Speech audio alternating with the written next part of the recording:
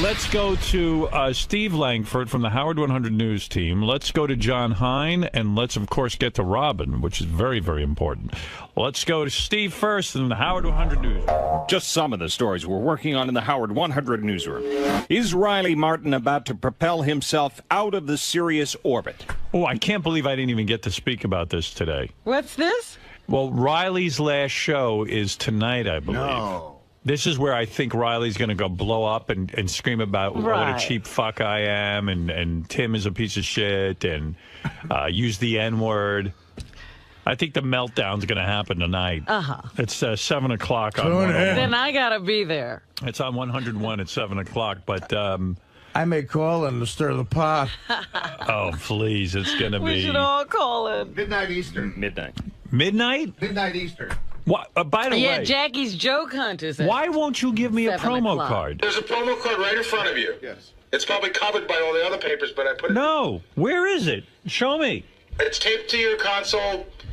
Oh, down here. Guys, come on. I don't look... Come on, I put it in 50 fucking places. No, Where you right fucking up on my Oh, console. bullshit. That's Here. up there and it's Here's in the where you way. Come on. Where is the note? Wait a second. This isn't even the note. Show me where it is. Come here. You motherfucker.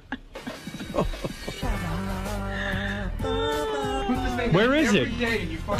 Where is it? Oh, underneath two papers. You said Get out of here. You said put it there. You're fired. Unbelievable. Hold on. Everywhere else I've ever put it, you're like, Gary, just put it there. I'll fucking find it. I put it all over your console. Gary, don't cover the meters. Don't cover the clock. Don't cover the other notes. And I said, well, where would you like it? Thank you. Thank you. You're Perfect impossible, explanation. please. Yeah, okay.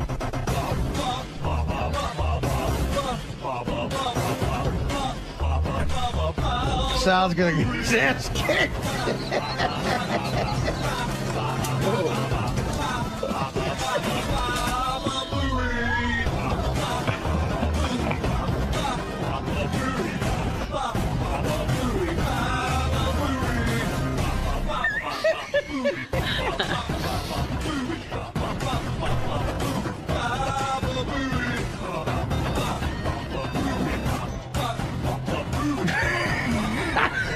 That's my favorite Baba Booey song.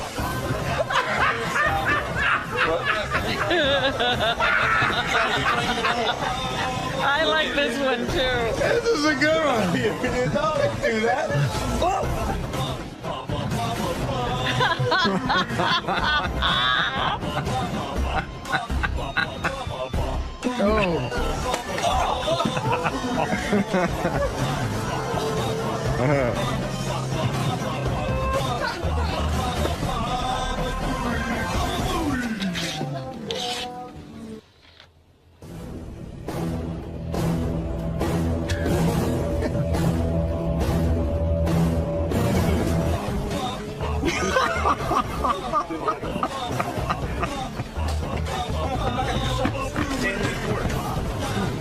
It's a good thing after I passed, God knows how to get attention.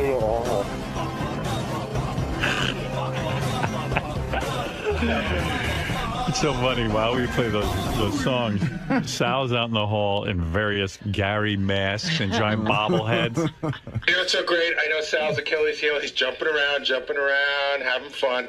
And did you see the way he just walked away dejected? Yeah. I said, it's a good thing you have that fucking mask. None of your bits are funny. Then he just walks away all bummed out. That deflates him. Anyway, Steve, you were doing the news. Go ahead. The Riley Martin story. Negotiations between the king of outer space and Tim Sabian said to be stalled in the stratosphere. And Howard 100 News has the audio tape of negotiations between these two intergalactic warriors. Stay tuned. You have audio tape of Tim and Riley? Absolutely, yes. How come Tim doesn't give that to me? Yeah. That's top priority. You have the actual negotiation? Yes. Wow. I gave it to you this morning. No, Where is it? everybody gives you everything. What? Scott has it. No one shows it to me. Gary, get in here. Hold on. What are you This is the talking? first I'm hearing about it now. Jason said he gave it to Scott this morning, But where is that fucking nincompoop Scott keeping material from me, that motherfucking bald asshole? Why do I have him in my life? Scott, get out of my life. Where is my tape? You scumbag. Yes, I'm a scumbag. You know, I'm not laughing, you fuck. No, it's Jason. Where is my tape? Jason gave it to me and said, "Work on it when you get a chance. It's 8 minutes, and we were going to cut it down." I said, "All right, I'll get to it." When would you get to it? Well, he said it wasn't top priority. If I was told, Jason, so now it's you fuck. If I was told that it was going to be needed right away, I'd do it. No one knows that. What a deflection seminar this is. So what are you doing? Boom. Kid, you mean I got 50 guys back there? No one can sit and cut a piece of tape. I could give you the whole thing right now. Give it to Sal and Richard, not you, Scott. Why not? Because Sal and Richard would have had it for me in 5 minutes. But I was told that I didn't have to get it to you right that Jason, second. is that what you told me? No, I got the what time would I hear this? The second I got an email about this audio, I gave it to Scott. I go, here's where you get it. It's 8 minutes long. Cut it up and let Tim listen to it before you give it to Howard. That's all I said.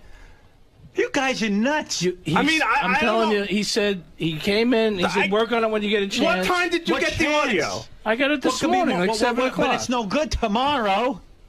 Today. Yeah, Riley's show comes on tonight. I understand that.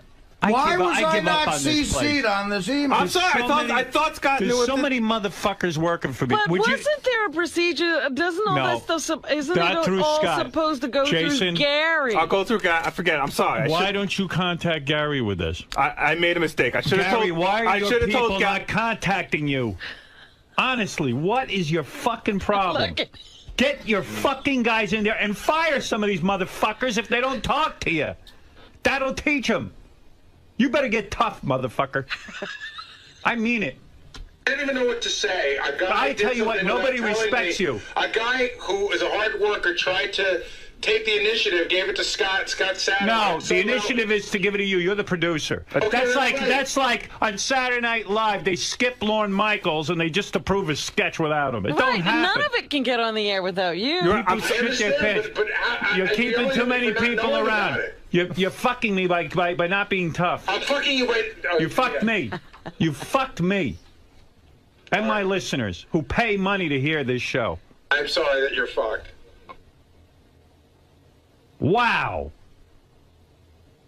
Why don't your guys come to you when they have a piece of tape?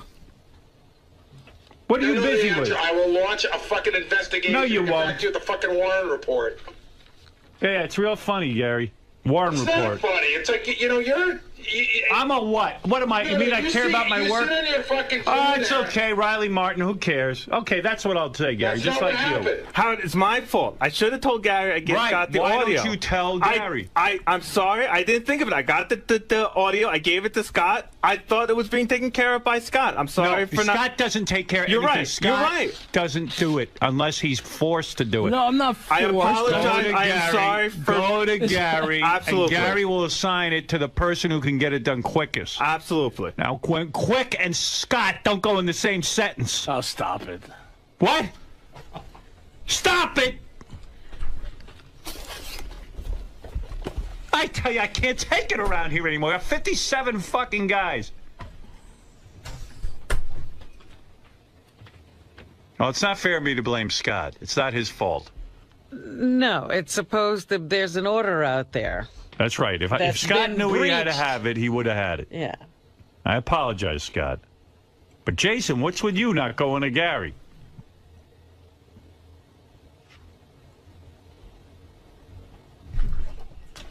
Where's Scott? Come here. I owe an apology. I'm out of my mind from this. You see, I hate this. No, I understand. You're making my life miserable now.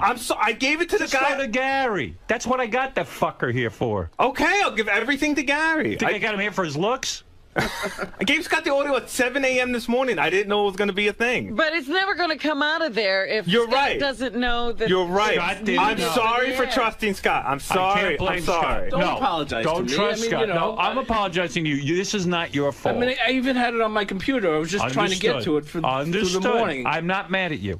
It should have been done. We're all to blame. No, you are not to blame. I said you're not to blame. Okay, fine. Accept it. Thank you. Jason's got to go to Gary. He's right. I skipped a step. I apologize. Don't skip steps around I'm here. sorry. I won't. Jesus.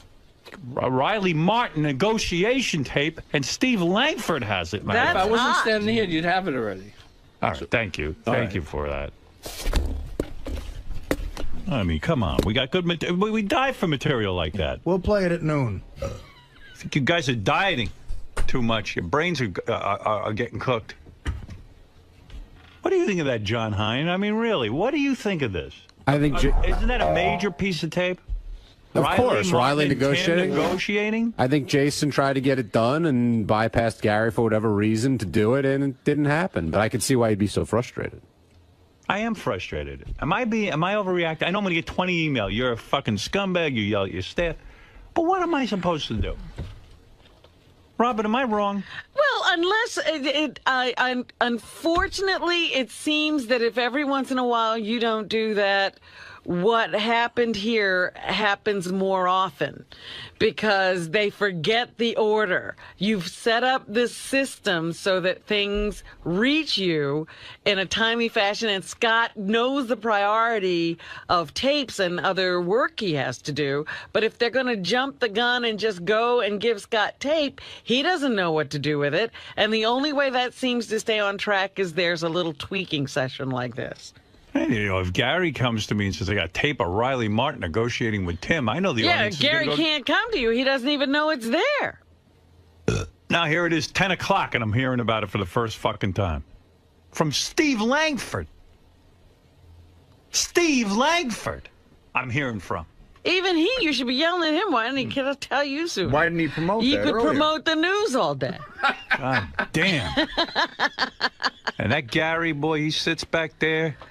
Gary thinks he has a working system. He didn't. Hey, Robin, every system you have never breaks down. No, I'm defending you. You're Gary, not understanding what I'm saying. I'm defending you. You break down every day. Yesterday it was the diet thing. You acted like it was the first time we ever did it. You know what? It's, again, I'm not going to... Got to get on your game. Get on your game. Get on your game, Gary. Get on your game.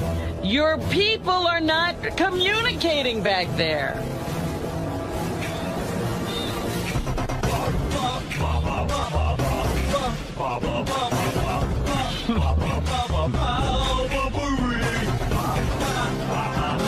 You should be screaming like that. Oh, my God. I'm watching Sal dancing.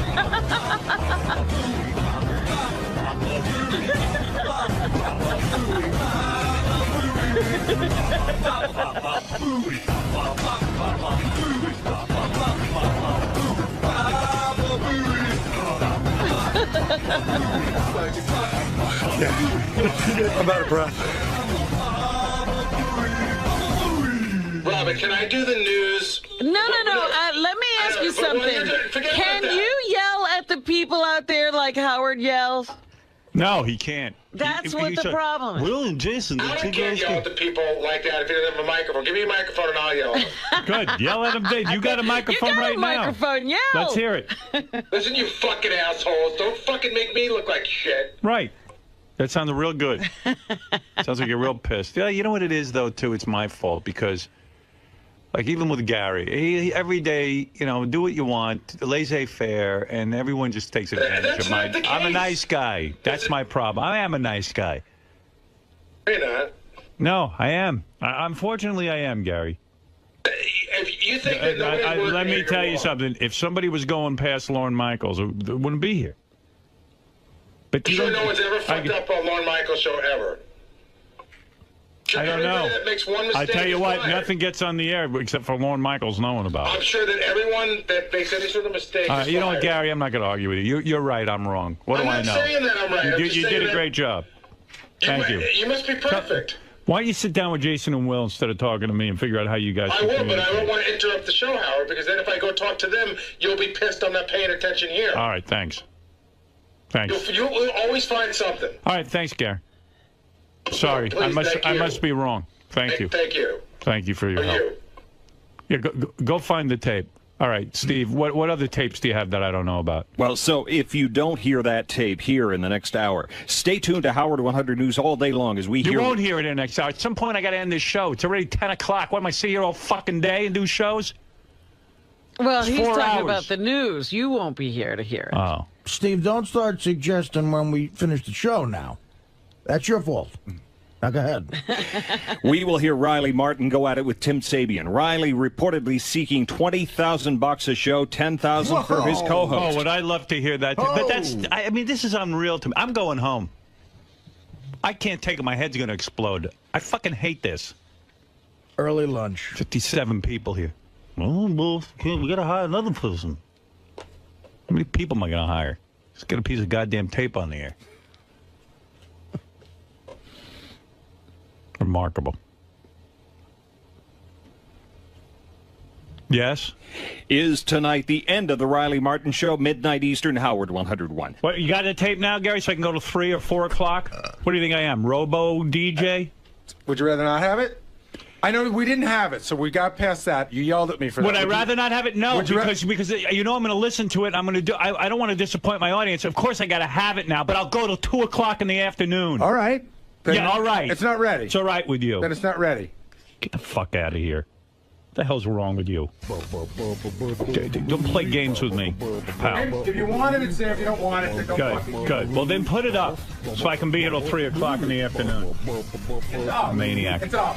Good. Find it. Motherfucker. Yeah, but I'm a dog. I'll see Do you you want to know all where the day. fuck it is or not? That's all I want to know. You already browbeat the shit out of me, so do you want to Get know out where of it here. is? I don't want to know anything from Okay, you. then Don't no tell one me else anything. will Just go meet with Jason and we'll figure out how you're going to get this shit on the air during my time slot. I like he's angry at me for wanting to get things done right. That's the this is reverse all going psychology. badly. These guys going to yell at me because I want it done right. Because I wanted it at 6 a.m., not at 10:10. You're yelling at me for giving it to you now. That's not why I'm yelling at you, Gary. What can I possibly do besides fucking Do die? your job. Besides die, Do what your can I job. Do your job. Do Right, your past job. that, now what? I don't know. Exactly. If I don't know what you fucking can know, do. how am I supposed to know? Don't yell at me, fuckface. You're the one who screwed it I'm up. saying if you don't know what I'm supposed to do, I'm trying to give it to you now, and you're just, no matter what I do, if That's I right. breathe, It's you're going to yell at me. It's done.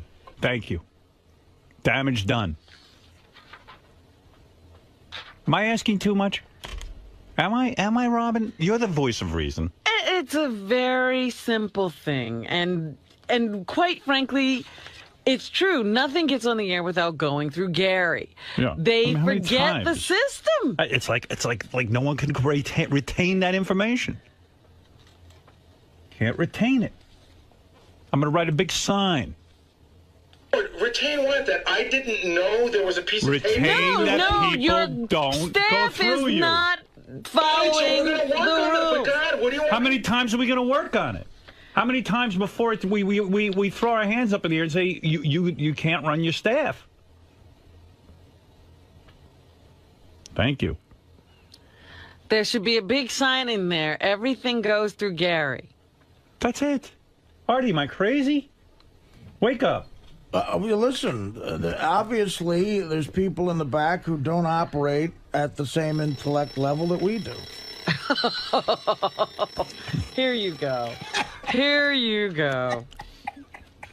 Here's the tape up, boss. It's 11 past 10 o'clock. I'll do Why don't you anything start to- doing it now? I'll do anything to get out of here by a quarter. You could be here till 5 p.m. and do a show all day, and we'll get to everything. Realize, of course, that you spent more time bitching about it than actually playing. Don't tell me what I'm doing wrong now. Worry about what you're doing wrong. I'll figure out my fucking situation. Now, for people we were talking about this a couple of weeks ago, this is what the Thursday meeting used to be like for 2 hours. It's not true. I wouldn't talk this much at all. Did I overreact? Yeah. Am I overreacting? I mean, I don't know. You see, this show matters to me so much. A tape like that, to me, sounds funny. And there's an ebb and flow to this show. I plan it out in the sense that I go, okay, I got 5 cool things here to do. And within the 4 hours, and then usually the last hour, Robin wraps things up. So I'd like to, at some reasonable time, say, hey, look what I got, make a big deal about it. You understand? In other words, I know in the grand scheme of life, it's not important to people. I take this show seriously, and I've got 50 guys back there. But it won't nearly be as pertinent if Riley's gone after tonight. Yeah, tonight, and then I could have promoted his show. Yeah. I mean, it's a big deal that we have that tape. And Tim does his job, gets the tape, gives it to Jason, and then it's almost like, well, what else am I missing, too? Like, can I trust these guys? Like, we have mail come in every day, and they're supposed to go through it and look for CDs that listeners sent in and stuff.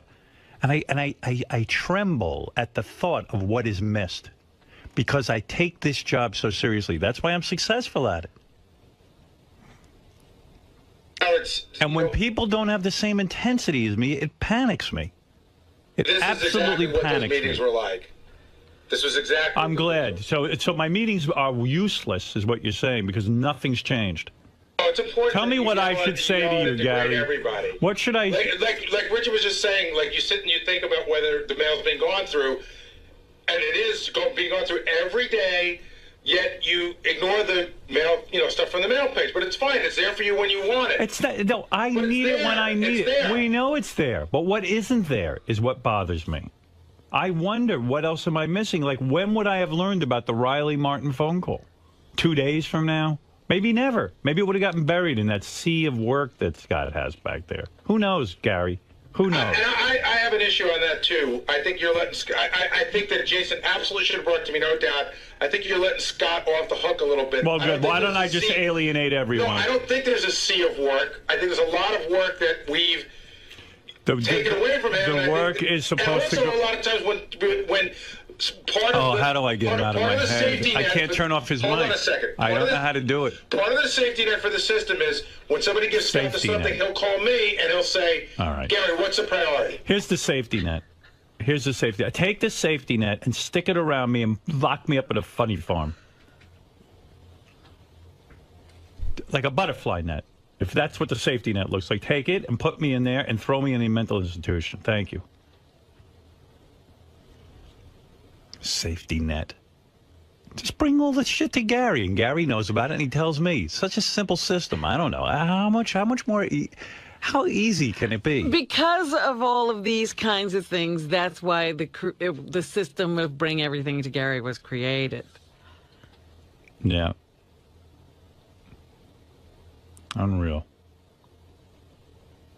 I'm exhausted. I'm drained. I rely on Gary to run this.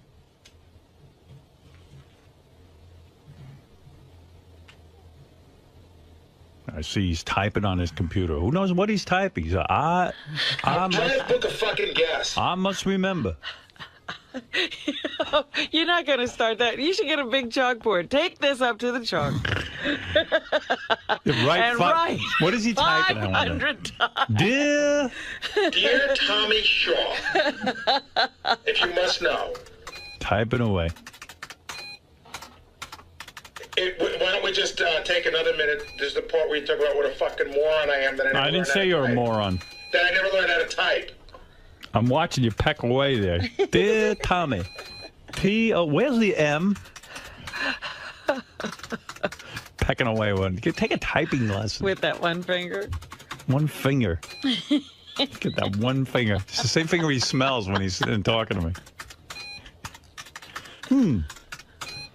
That finger's very busy. It's typing. Oh, it's so busy. It's smelling.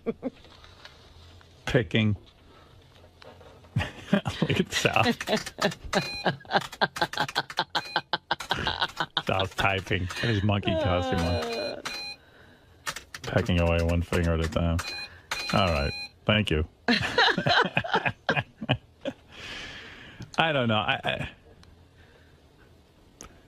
It's like if you found out your accountant misplaced 20 grand, then you'd say, well, gee, I wonder what else he misplaced. You know what I mean? No, this is more like the IRS comes knocking at your door. Mm-hmm. And they say, Mr. Stern, we are charging you with tax fraud because you didn't pay. Right. And then you find out your accountant forgot. Right. Well, it's his fault. His fault, is it? I mean, I'm drained. And when he says you're letting Scott off the hook, that means he doesn't want to yell at Scott. Right. You I can yell at I believe I have no problem with that, Robin. Okay. It's not well, Scott's then yell fault. at Scott. It's not but Scott's if fault. Gary has an issue there, then he should take care of it. He shouldn't give it back to you. Yeah. Oh no, he wants me to go yell at Scott now. I'm not looking for you to yell at Scott. You All know right. what? I'm not going to fuck this. Good. That's the best thing you said today. Somehow it's my fault. I was in good shape today. Did the best I could. Can we do the Riley Martin tape in the news? That could be news. All right, whatever. You're in charge of that. I will work around it. All right. So tonight is Riley Martin's quote-unquote last show, unless there has been a change in the negotiations, Oh, Howard. great. Yeah. I think we may have a tape of some of the goings-on. I don't have it. You don't? No. I hope you're I do have happy. it, but I have to tell you where it is if you want. Tell Robin. Don't tell me. Robin, Yes. Robin, this is what you need to know. It's on Gary preview page, bottom right-hand corner in pink, and what I listened to the first 4 minutes of it, and it was so good, and I wanted to get in so quickly. Get that fucking thing off me. And then I didn't listen to the last 4 minutes, but I wanted to get in it quickly, and I assumed that it was going to continue to be good. All It right. was so good. Fuck. On the Gary preview page 2 in the lower... I got it. Preview page 1, I'm sorry. I'm as quick as a whip. Hey, I wanted to pick up where we left off, and if we could kind of continue the conversation about going forward with you doing the show. And I know that you're at 5 million and I'm at 300, so there's a bit of a gap in. Yeah, well, hey Tim, come on, man. Let's don't get into the juxtaposition of jousting with one another. Start giving me a reasonable number frame based upon my import to you, and we can deal. Please don't carry me through this again. Okay. Well, look, it's no skin off your people's nose to do something decent. the max I can afford is $400 a show. Max. Bullshit. That's Bullshit. it. I'm telling you, that's max I can do. Bullshit. Well, then it, you give, okay. Stern, who is my hero, mine too, makes $18,000 a minute. So how do you know that? I can calculate things in my fucking head, fool. Be so kind as to take $400 and roll it, like up in a, you do a money roll and stick it in your ass. Riley, do you realize that that's $6.66 a minute? That's a lot of money. Motherfucker, I can't even live in Jersey at $400 a week. I am not just a man. I am a phenomenon. A cornucopia, a dictionary, a time, space, knowledge, and revelation to the extent as to where the truck driver as well as the physicist can understand what I'm saying. Now, if you don't want to pay me, son, and let me die poor, then get that girl that fucks horses or something to do your next show. So you're saying then that you don't want to do the show anymore? I'm not going to do the show for chump change, no. Okay. Well, we're going to miss you, Riley. I'm going to miss you, too. All right, so if you have a change of heart, please feel No, free. I have no change of heart for no $400. Forget that. That's dead. Okay. If you have a change of heart, you call me. Okay. Tonight or tomorrow night is your last show, son. Okay. All right? I'll look forward to it, Riley. Okay, take care. All right. See you Bye. too. Bye. Riley's got a good idea. If that girl that fucks horses is available, Yeah, give her she 20 can have grand an a show. hour. I'll give her 20 grand a show. Remember that tape, The Chick Who Fucks Horses? Haven't played that in a while. I know. He remembers that. Yeah. She's got an act. Well, we'll tune in tonight at midnight, Riley's final show, so he says. I don't believe it. I believe Riley will be back. Usually Riley needs a cooling off period. Right. He's that kind of negotiator. Well, what are the odds of Riley coming back? Artie, will Riley be back? Yes. I'll give it 8 to 5. All right. Fred? 70% chance says he'll be back. 70%. 70%. I would put it up I think to... he'll take a hiatus of maybe 3 weeks. I would put it up to 85. Ooh. I'd put it up to 90, and 3 weeks sounds about right. That's what I say. But I could be wrong. Once nobody starts, coming up for those Yeah, stickers or whatever he designs anymore. Well, the whole point is if he can take it somewhere else for more money, he should. Hello, CNN.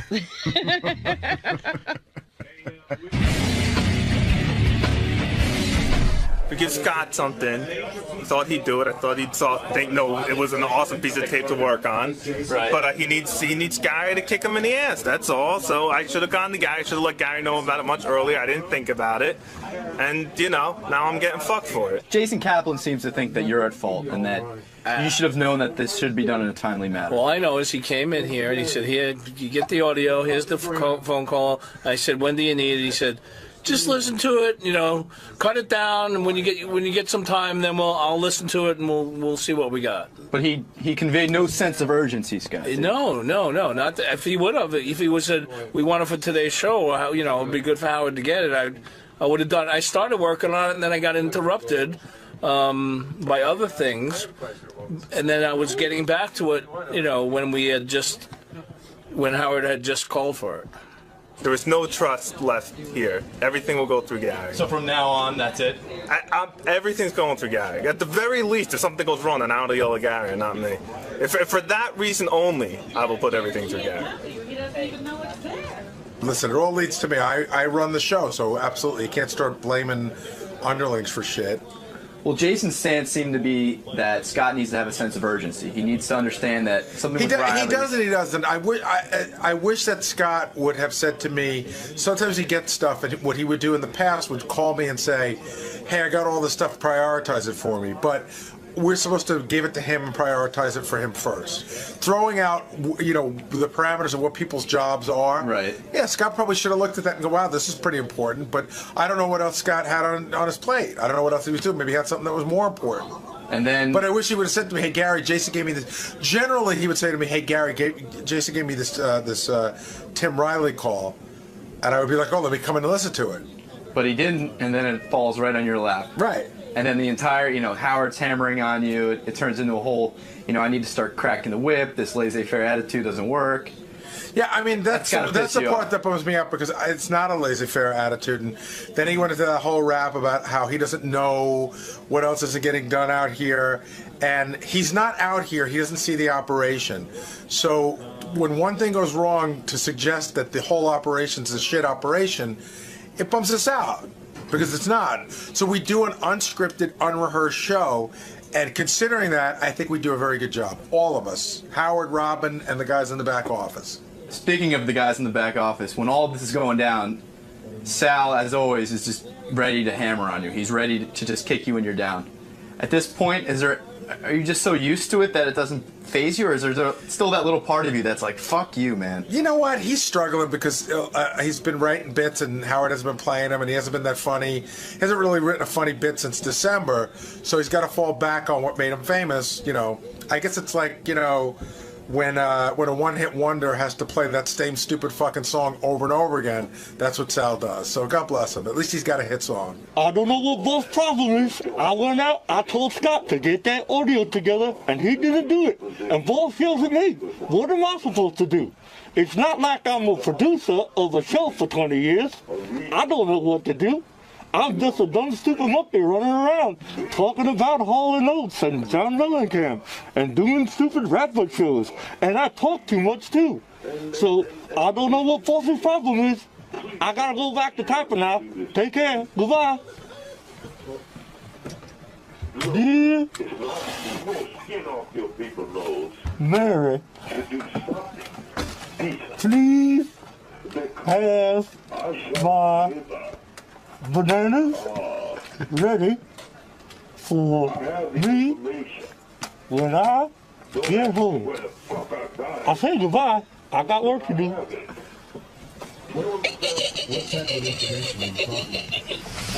All right, let me, Robin, thank you very much. Everybody, thank you.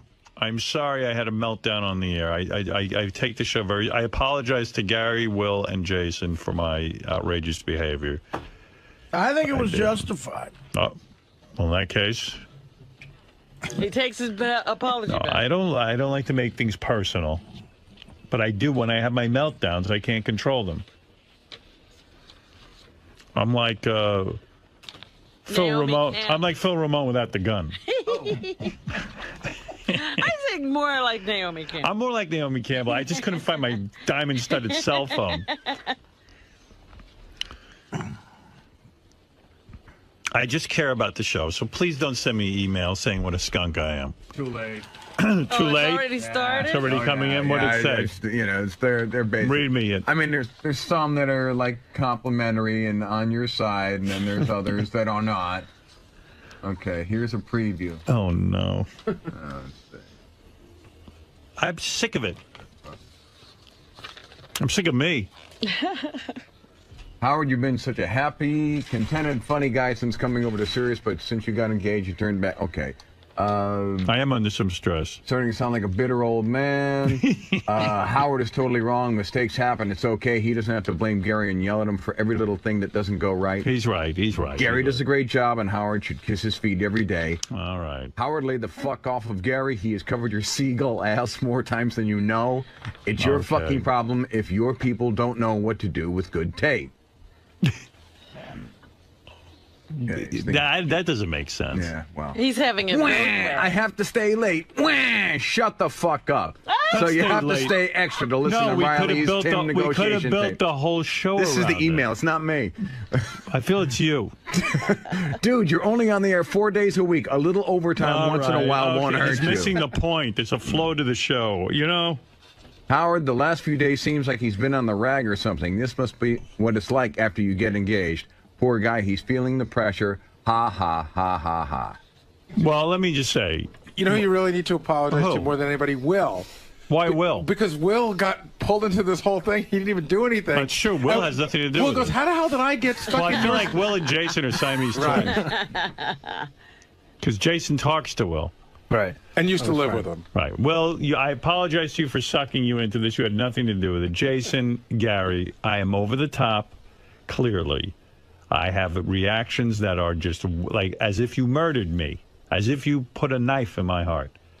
We all care about the show. We do. Well, I know you do. Can I just... Jason, do you know that? I don't want you going on more antidepressants, you fat fuck. Yeah, he's I'm trying still, to lose weight. They haven't raised my dosage. No, I'm gonna go. I understand your anger, and I apologize too for messing up. All right, look, there was a mess up, but my reaction was over the top. Can I just apologize. Can I just get 10 seconds? Yeah. The only thing... as a favor to the audience, I will edit that out of the show, my tantrum. No, don't do that. The only thing that bothers me is that we do work really hard and we do care about the show. And when a mistake like this happens, it's not indicative of how... Like, you don't see the office run, so you think that's how the office runs all the time. And No, it doesn't. and I don't know how to express my disappointment. But I promise you, it's not how the office runs. All right. Thank you. Thank you. All right.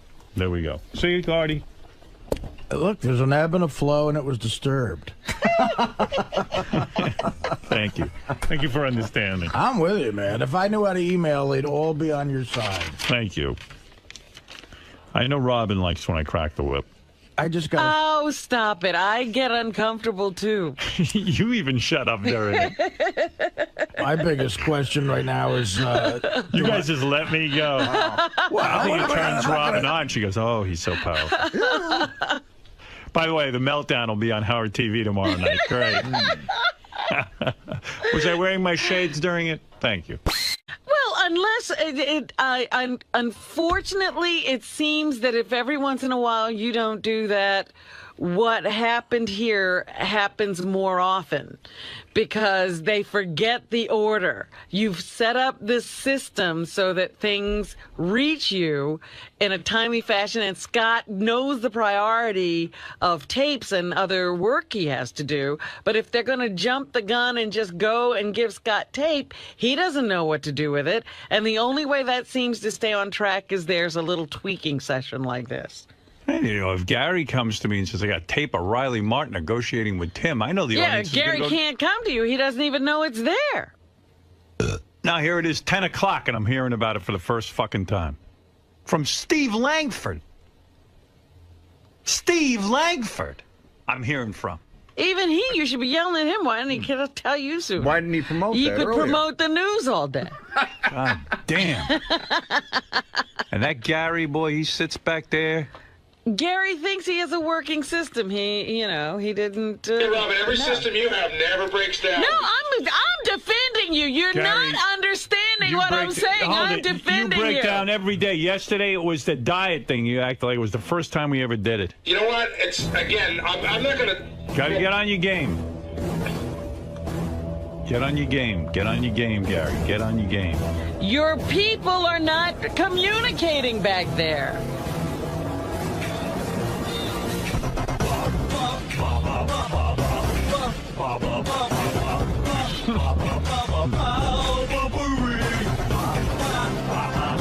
You should be screaming like that. Oh my God. I'm watching Sal dancing.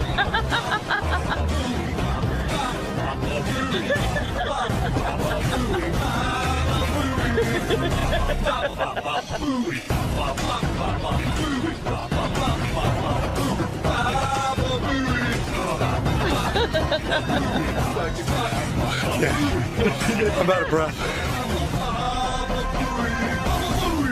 Robin, can I do the news? No. Let me ask you something. Can you yell at the people out there like Howard yells?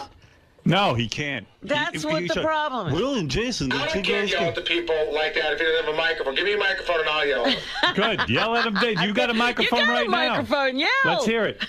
Listen, you fucking assholes. Don't fucking make me look like shit. Well, Scott doesn't take care of You're anything. right. Scott You're right. doesn't do it unless he's forced to do it. No, I'm not forced. I apologize. I am sorry for... Go to Gary. Absolutely. And Gary will assign it to the person who can get it done quickest. Absolutely. Now, quick and Scott don't go in the same sentence. Oh, stop it. What? Stop it! I tell you, I can't take it around here anymore. I have 57 fucking guys. Oh, it's not fair of me to blame Scott. It's not his fault. No, it's supposed that there's an order out there. That's right. If Scott knew he had to have it, he would have had it. Yeah. I apologize, Scott. But Jason, what's with you not going to Gary?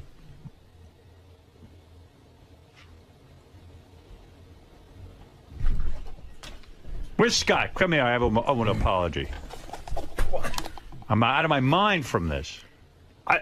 But see, I hate this. No, I understand. You're making my life miserable now. I gave it to the guy. Go to Gary. That's what I got that fucker here for. Okay, I'll give everything to Gary. Think I got him here for his looks?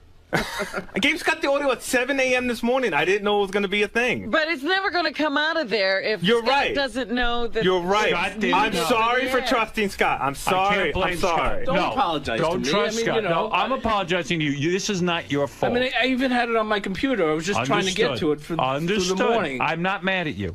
It's just, it should have been done. We're all to blame. No, We're all you are not to blame. I said you're not to blame. Okay, fine. Accept it.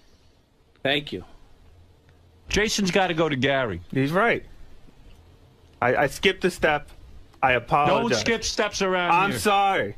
I won't. Jesus. Riley Martin negotiation tape, and Steve Langford has it, man. If I wasn't standing here, you'd have it already. All right, thank you. Thank you for that.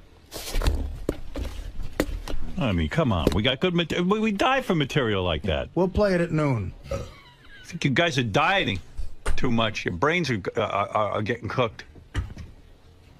What do you think of that, John Hine? I mean, really, what do you think of this? I think isn't that a major piece of tape? Of course, Riley negotiating. I think Jason tried to get it done and bypassed Gary for whatever reason to do it, and it didn't happen. But I can see why he'd be so frustrated. I am frustrated. Am I overreacting? I know I'm going to get 20 emails. You're a fucking scumbag. You yell at your staff. But what am I supposed to do? Robert, am I wrong?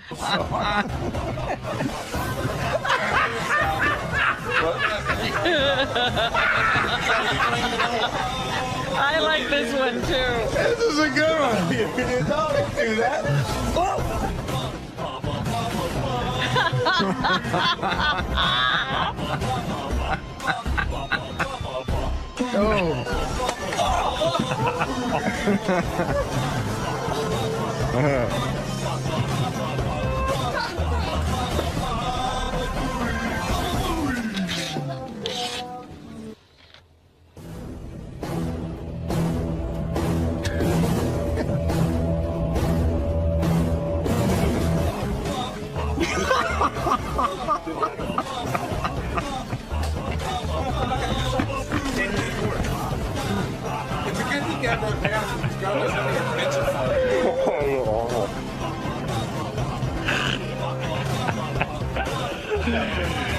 It's so funny. While we play those songs, Sal's out in the hall in various Gary masks and giant bobbleheads. You know what's so great? I know Sal's Achilles heel. He's jumping around, having fun.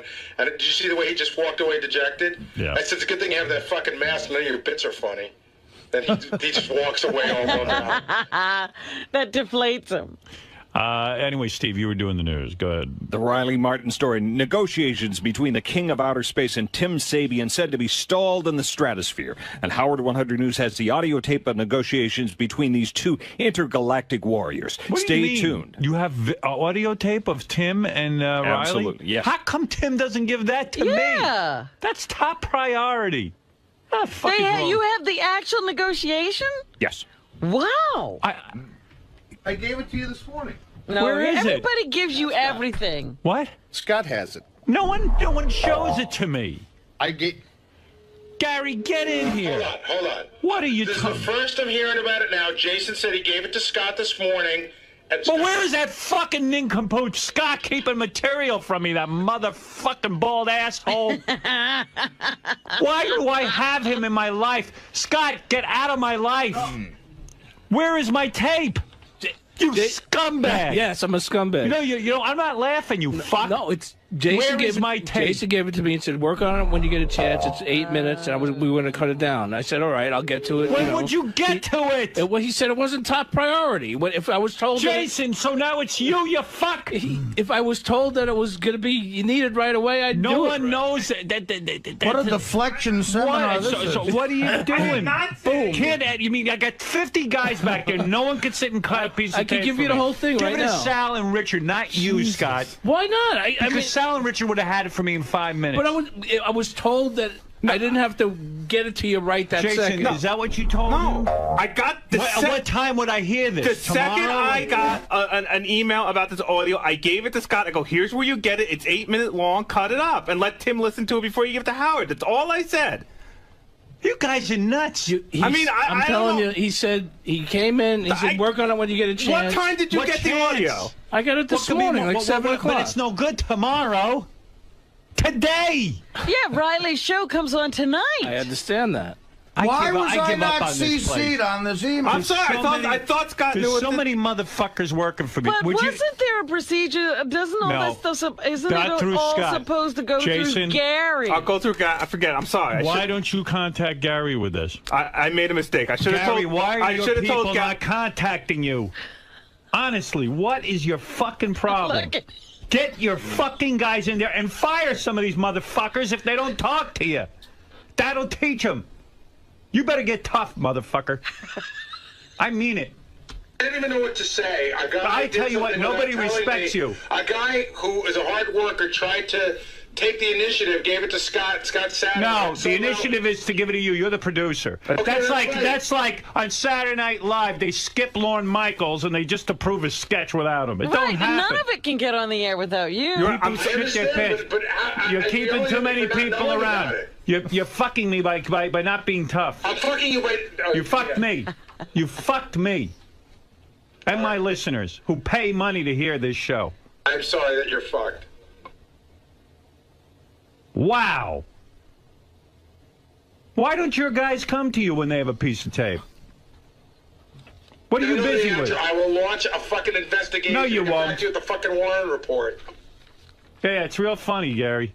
Warren It's report. not funny. It's like, you know, I'm a what? What am I? You mean I care about my work? Sit in your fucking Oh, it's okay. Riley Martin, who cares? Okay, that's what I'll say, Gary. That's just not like what you. happened. Howard, it's my fault. I should have told Gary I got the Why audio. don't you tell Gary? I'm sorry. I didn't think of it. I got the audio. I gave it to Scott. I thought it was being taken care of by Scott. I'm sorry.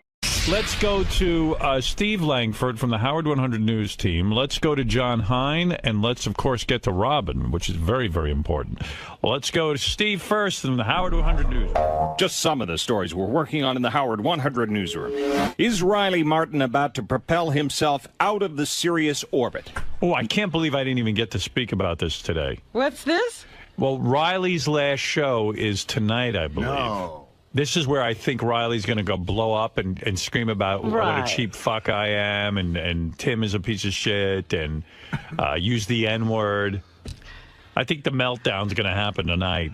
It's 7 o'clock on 101. Then I got to be there. It's on 101 at 7 o'clock, but... I may call in to stir the pot. Oh, please, it's going to be... We should all call in. Midnight Eastern. Midnight. Midnight? Midnight Eastern. What? By the Yeah, way... Jackie's joke hunt is at Why won't you give me a 7 promo o'clock. card? There's a promo card right in front of you. Yes. It's probably covered by all the other papers, but I put it... No. Where is it? Show me. It's taped to your console. Oh, down here. Guys, come on. I don't look... Come on, I put it in 50 fucking places. That's No, where you right said to put it. right up on my console. Bullshit. That Here. is there and it's in the way. Come on. Where is the note? Wait a second. This isn't even the note. Show me where it is. Come here. You motherfucker. Where is it? Where is it? Oh, underneath 2 papers. You said Get out of here. You said put it there. You're fired. Unbelievable. Hold on. Everywhere else I've ever put it, you're like, Gary, just put it there. I'll fucking find it. I put it all over your console. Gary, don't cover the meters. Don't cover the clock. Don't cover the other notes. And I said, well, where would you like it? Thank you. Thank you. Perfect explanation. Please. Yeah, okay.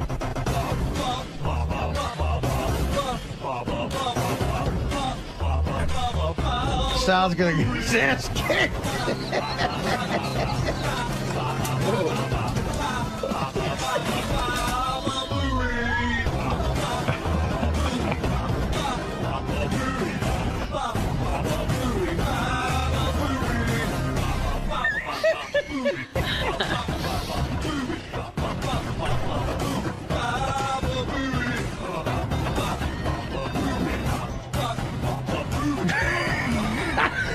That's my favorite Baba Booey. On TV. Yeah, and once you started that, I even said, we gotta, no, like you didn't want anyone taping in your apartment, but you said, okay, Oh, yeah, I'm gonna do it. Yeah. And that's fair. I can understand why she wouldn't want it. It would make it... Well, because she's not understanding that actually that's the only thing that's... If you're going to be in this business and you're going to be on the Howard Stern show, if the TV is there, it actually becomes something people like. They even pointed out yesterday that they were on the balls of their butt with the Ronnie Block party until you saw the footage and it went on Howard TV. Yeah, what you do is you pray that it gets on Howard TV. You're 100% right. And then your business grows. So anyway, that's my ruling on all of this. If you've got restrictions and I've got restrictions, don't bring it up on the air. Don't mention it on Howard Stern Radio, Howard Stern TV, because to me it's all Howard Stern everything. It's a business. Howard, if you care, Lieberman gave me sort of an update. What's up? Tell me the update. She called everybody who bought a ticket. Yeah. And everybody except for being on TV except for one person. Yeah, so she's trying to figure out how to handle I got it all figured out. Never, ever bring up anything you're doing outside of these channels again. And if that person doesn't want to be on TV, tell them not to come. Refund their money. Right. But from now on, everything is on TV. I don't want to hear people telling me they're picking and choosing, because I'm picking and choosing. I'm picking and choosing. And if you choose not to be on the team, then don't do it. And listen, Lisa does a fine job and everything, and I would never ask her to be on TV if she's just doing it. But if you're going to start using the airwaves to promote events and use my audience, then you've got to give something back. That's how I feel. Now, what do you think of that, Doug? Your Honor, I think it's a great decision. Right. That's why I'm America's judge. That's right. What is your ruling, Your Honor, on her appearing on Howard TV for interviews, like the behind-the-scenes shows? Sometimes she's involved, like when we go out with Benji with the Anthony Weiner press conference. Right. We did a behind-the-scenes show on that, and she was a big part of that, but she refused to be interviewed. What is your ruling on that? She refused to be interviewed without payment. That's ridiculous. I agree. This is all... Listen, it's like I explained the other day. What do you think we're doing here? Howard TV, to me, is no different than Sirius Radio. It's all the same. It's all promotion it's and the promoting. Same thing if I said to her when she interviews me, Lisa, I can't be interviewed for Howard 100 News. I need to be paid for this. It's a thought that would never, that's ever psychology. cross ahead. If Doug Goodstein, every time we ask him to be on the air, and says I demand payment, I'm fucked. Then I got to get rid of Doug Goodstein. But you know what? When I went to Peru, Howard, I went to Doug and I said, give me a camera. Maybe some interesting stuff will come out of this. This was my own personal vacation. Right. But I just decided, hey, let everybody in on this. Thank God you did. And it was fabulous. Yeah. And my point is, if you're going to... Listen, you can't pick and choose how you're going to use the Howard Stern show. This ain't a Chinese food menu. We're all in this. And it's one thing, if Lisa wants to work in the news department, not promote anything and this and that, the other, that's one thing. But don't tell me you're not going to allow a camera in. Then I'm not going to allow you to use my airwaves. All of this stuff is good to us. We should be good to it. And it just doesn't go for Lisa. I mean, for everybody. It's the way it is. She also buried herself for if there is something after this. She said she works for SiriusXM, so when everyone moves on, she must stay here. Yeah, but what happens... She's not a part of the team. Right, right, exactly. And what happens if you start saying, well, I work for Howard TV, I'm not talking to Howard 100 News? Well, it would never happen. No, I know, because you're not that kind of guy. Right. No one is around here except her. It's all fun. Yeah. No one's ever... I've been here 18 years. No one's ever... We've never had someone split hairs like this, ever. Like it's just not in anyone's well, I was head. thinking about it, and that's what I think was bothering me about it. There's a lot of... this place is a lot of turmoil. Really? Oh, yeah? Oh, yeah. I mean, everyone. The wrap-up show was like... It was 15 guys in there just ready to unload on her yesterday. Well, listen. And no one wants to be mean and make her cry, but it seems... I think the thing that's frustrating... the most is that she doesn't seem to get it. And it's just like tunnel vision. It's like she sees it her way and we're all idiots. Well, I see it my way. Well, you're right. It's your show. You're the boss. How she feels about this ruling. But, I mean, if anybody else... Well, it's a clear ruling, Robin. I'm saying, look, anybody who wants to use these airwaves, the Howard Stern Show airwaves, you can't pick and choose how you want to use them. If you want to start a side business off of me, because this is my audience, this is the way I look at it. You want to start a side business off of me? You want to sell something? All right, I'm open to it. But don't tell me that I can't bring a camera there. Fine, you don't want to bring a camera, then don't use the airwaves to promote it. That's how I feel. I mean, two-way street. Yeah, you can't choose how you're going to use me. I'm telling you the rules. These are the rules. The judge has spoken.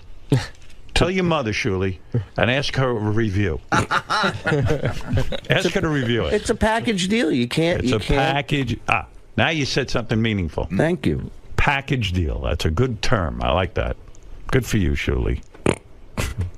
And if Lisa wants clarification, or anybody else around here wants clarification, come see me. Right now. Right now is the chance to talk about it.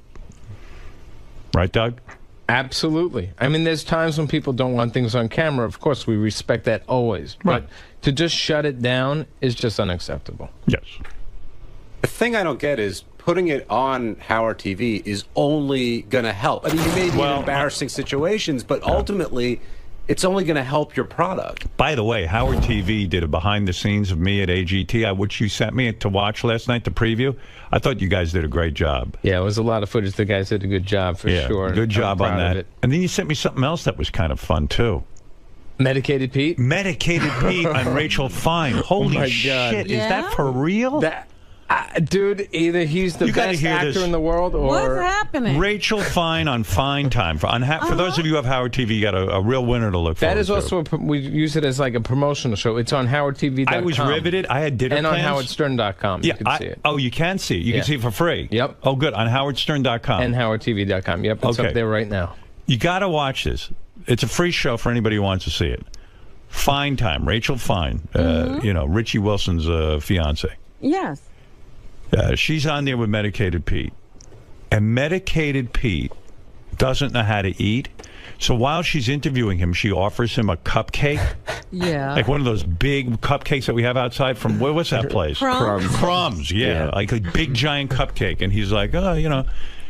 He starts eating. And somebody wrote a comment underneath that he says, Medicated Pete eats like an iguana. the cupcake is rubbing all over his nose and his lips start turning purple, and it's like, he can't swallow or something, and he starts to eat it, and it's like he's like. It's like, you know, when brindlefly starts to eat in, you know, and he has to go, oh, excuse me. Excuse me. It's the most disturbing thing. And while he's talking, he's eating. And it's such a train wreck, fascinating piece of tape that I was late for dinner. I had dinner plans, and I had to finish Medicated Pete's interview. I didn't think I'd be that interested in it. I honestly watched it at least 10 times. I just watch it I just put it on and let it loop. Well, basically. the reason it's genius. Who is the genius that said give him a cupcake during his interview? I think it was probably Richie Wilson's idea. Richie Wilson. Yeah. That guy's a genius. That is incredible. Immediately triple his salary. Okay. Oh, that's right. We have no money. But look, there he is. Look at his face. Oh, he looks like he just made a bukkake video. Yeah. That's on HowardStern.com and HowardTV.com and on Howard TV, the channel. You're Howard TV. Oh, now, he could promote on my channels. And it's brilliant to keep interviewing him while that's going on. Right. Do you think, can I tell that weird story I told you about him the other day to prove that he's really out there? What is the one about that Joe Walsh's manager told me? Oh, yeah, go ahead. This is good. So I think the James Gang was playing down in Red Bank. Right. And Joe Walsh's manager, Smokey's a huge fan of the show, and so is one of the guys that runs the road crew. Right. So they're driving around Red Bank, and one of the guys goes, holy shit, that's Medicated Pete. So they pull the car over, and they go to Pete, get in the fucking car. And Just Pete like that, right? Get in the fucking car. Yeah, and so Pete gets in, and they go, you're going to be roadie for a day. Pete doesn't know who these people are. He doesn't know. He gets in the car. He gets in the car with complete strangers. Right. They bring him to the gig, and a couple people are like, oh my God, it's Medicated Pete. They're taking pictures, and he goes, all right, cut the shit. Go grab that box. And they made him work the whole day. Right. He's like, you're roadie for a day. But Pete just got into a stranger's car. Wow. He is weird. And the weirdest part is that was a year and a half ago, and he's been here 3 times, and he's never told us that story. Yeah, how weird is that? Like something cool happened to him, and he doesn't even talk about it. Never even mentions it. Yeah, I have a feeling that happens to Pete a lot. Like people just grab him. Yeah, like he just gets into random cars. Like sometimes he's raped, sometimes he's who knows. Sometimes he never tells you any of sometimes he's a huge rock star's roadie. It's just whatever happens to him for the day is the day. And he's somehow still alive. It's too much. I brought him to a gig once that I did in Jersey. How'd that go?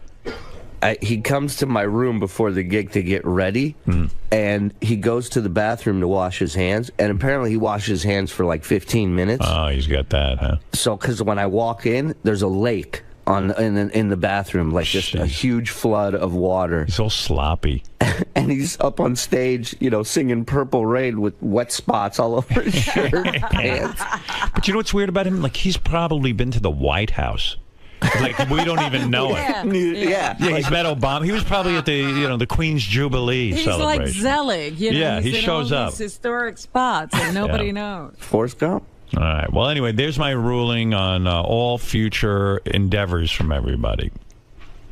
Okay? I hope we all know. I know. All right.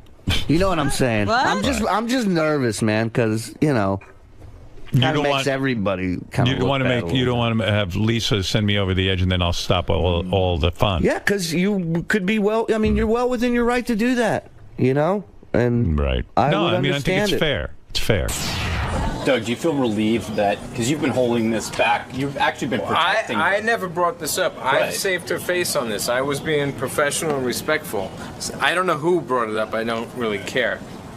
But someone else brought it out yesterday, and obviously it came up, but it wasn't me. I kept professional on this. I did not rat her out. I was going to save it and just not bring it up on air. But it came up, and I feel like the judge has spoken, the boss has spoken. It's crystal clear. There's 50 people up here, 49 get it.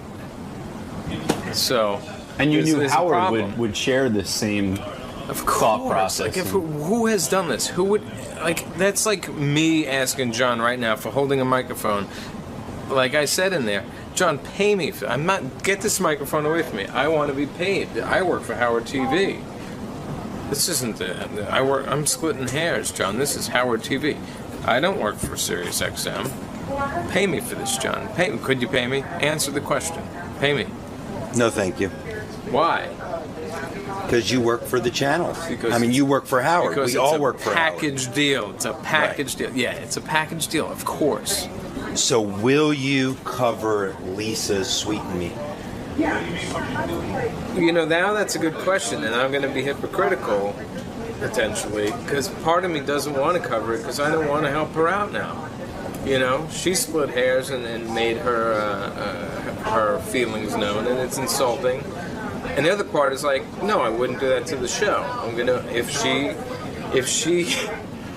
God, I can't believe I'm saying this. If she allows us, really, don't exploit and try to take us through the show. No, yeah, we would cover it, sure. And I would be happy to cover further ones, and hopefully, because I'm a good guy, I'd like to help her out. So if this could help her blow up her business, sure. Do I think it should would I be happier if it all went away? Yeah, probably, that's the truth. But yeah, I'd cover it, and I'd cover subsequent ones as well. It seems though there should be no gray area. Howard ordered Lisa to give access to Howard TV. Yeah, there shouldn't be, but we're dealing with Lisa, and Lisa seems to go by her own own rules in her own world. So there might be another conversation Howard has to make it even clearer than he just did. That would be my guess. Lisa? Yes? Howard declared you must do interviews with Howard TV and allow Howard TV... No, that's not what he said. He said, if I'm using the air to promote an event, then Howard TV needs to be there, and I agree with him. But Howard did say we're all one team, and he wants you to participate in all Howard TV productions. That's not what he said. But I'm there 100% in the hallways every morning. You're parsing words. You're not. That is what he said. That is not what he said. That's not what I heard. Go back there and ask Gary what he said and Doug what he said. That's what he said. He said that he expects me to... Yes, he says he expects you to do interviews with TV for behind the scenes, and he expects you to do everything just like what he expects everybody to do. Well, then that's what I'll do. If I have time. This comes first. Okay. But you're parsing words, that's all I'm saying. I am not. That's what I heard. Then maybe I missed something, but that's what I thought I heard. I called you last night, Robin. I know, but it was right before AGT, so I figured you'd go into that. I wanted to watch it, so I figured we'd talk today. Yeah. Can't interrupt AGT. Well, it was 20 minutes before AGT. I figured we had some time, but you're right. You need to prepare for AGT. By the time I saw the message, I think it was like 10 minutes before. By the way, how good was AGT last night? It was really good. Yeah, those hour shows fly by. They really do. Yeah, you don't realize when you're sitting inside how much is going on outside of the venue, how much is going on in the wings. I mean, again, I get hung up on I try to remember everything I said because we taped for 4 days straight, like 2 shows a day. In Austin, yeah. Yeah, but I was really pleased with the show last night. I thought it was a real good one. And but speaking of things, AGT, how about the guy from the night before who is a war hero and stuttered? Did you read that he is a complete fraud? No. Yeah, like it was a total scam. What's even funnier, in some of the papers, it goes, Howard Stern was scammed. Like, not even America's Got Talent. Yeah, like you did all the vetting. Yeah, like I run You're not the show. just sitting there. Yeah, no. Well, first of all, there can't be anything more despicable. You know, there's so much on my mind because I am dying to tell people what happens in Vegas. Not just about this guy, but about a lot of the talent. Uh-huh. All I can say this season on America's Got Talent, if you're following along at home, expect the unexpected on every level. Well, tonight or was it next week they were promoting that something's going to happen that's really shocking. Well, I think what they're going to show, based on what I saw the same thing, and I don't know, they don't tell me anything, but a lot of times Howie, Sharon, and I really violently disagree. And because they edit and they only have an hour, they don't always show all the disagreements. So I think it seems like you three are on the same page with most things. Yeah. In fact, Ronnie was saying how much he enjoyed the show last night because they did show some of the disagreeing, a little bit of it. And there's one play. I get so mad I eat half of Howie's face off. It's crazy, like full-on cannibalism. But yeah, they sort of indicated that there's a real Howie wants someone to go through, and you're not right. I know. I think happy about that. Yeah, I think I know who it is too, and I was fucking livid. But so I don't know how much they're going to show of it. It's funny, like the things they choose to show too. Like I was doing math at the table, when I do math. Right, yeah. And I was surprised they showed that. I was glad they showed that, but because everyone wanted to know how much time we had left, so I did the math for them. Or how much time per contestant. Yeah, right. Yeah. I said, let me handle the math. That's my forte. And the show was over. You still had to come up with an answer. And I said, well, here, let me I want to do it on paper so I can show my work to the teacher. Didn't you love that in school when you had to show your work? Absolutely. I was like, I'm in big trouble. I can't just look at somebody's answer on another, paper. That was to keep you from cheating. Yeah, it worked. I was really fucked up with that. I don't have any work. My work, I don't know how work. I took a lucky guess. Does that count? I'm a genius. Yeah, so I don't know. It's like really weird because there were so many arguments when we taped. And sometimes they go to them and sometimes they don't. But maybe next week they're going to show one of them. Yeah, I like that little Snapple room thing, too, where you guys are sitting back there talking about some of the contestants that really impressed you. Yeah, but you know what's crazy? What was going on? What? When we were taping, we would be in the Snapple room for over an hour, at least twice a show. Really? Yeah, and like all it is 3 seconds of the show. It's quick. And I sit there and I go, you're kidding me. Trouble is, you can't figure out which 3 seconds they're going to use. Yeah. Yeah, because they cut it up still, and you're jumping around from contestant to contestant. Yeah. I saw one of the contestants last night. I think it was the only person I disagreed with you on the whole time. Yeah. And they didn't even show you voting no. Yeah, did you notice that? Yeah. That was the other thing I was going to say. The girl that sang Blue. Yeah. See, all I can tell you is, by the time we get to Vegas, I'm right about 100% of the time. But in order to show you saying no, that was going to be 3 minutes. Right. It was going to take a long time. That was a big disagreement because on that girl, I didn't think she had the goods. But the only reason I want them to show, because when we get to Vegas, a lot of times I'm proven right. And when she started singing, I said, she's got a nice voice and everything, but she sounds like a million other people. Right. And, by the way, the thing that Howie and I disagreed on, everyone on Twitter agreed with me. That girl is a tremendous singer. The one you picked and said she was unique, she was amazing. Amazing. You talking about the girl and the guy? Yeah. She was great. And like everybody wrote me on Twitter, how could Howie have said that girl wasn't up to par? I mean, Howie has a 10 ear, I think. Well, I'm there to listen. Sharon 99% of the time sides with me because she knows I'm right. And so, I keep Howie in check. If he goes astray. completely off on the girl singers. He liked the girl who was sort of mediocre and not the girl who was completely unique. Yeah. Howie's great. Everyone writes me about the chemistry between us. Even with Nick. I like Nick a lot. In fact, I had when I went to see the auditions, I was like, well, what is it that Nick does? He comes out and he says hello to the audience. Yeah, but it's all backstage. But watching him on TV, he's very funny, and he really is willing to put himself out there. He puts himself out there, and also he's real with the people. He doesn't. Oh my God! When that girl came out to do that dance, the pole dance, right, and he wound up on the pole with her. Yeah, I was like, somebody's going to die. Because that was too much weight for that pole. Those temporary poles are pretty good. But listen how screwed up this is. And again, I wish I could tell you what happens in Vegas, but I'm not gonna, because I don't want to ruin the show for people and I want them to watch. But here it is. Talented liar, TV phenom's war injury tale. Now, the reason I think this is so screwed up, it messes it up for every real veteran who comes back from the war, regardless of injuries. Right. Because now no one believes you.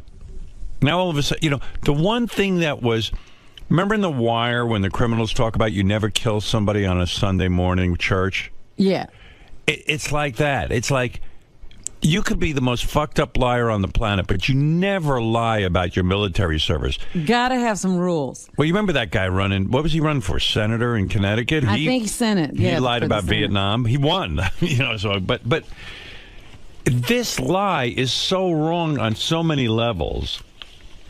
TV phenom's war injury tale.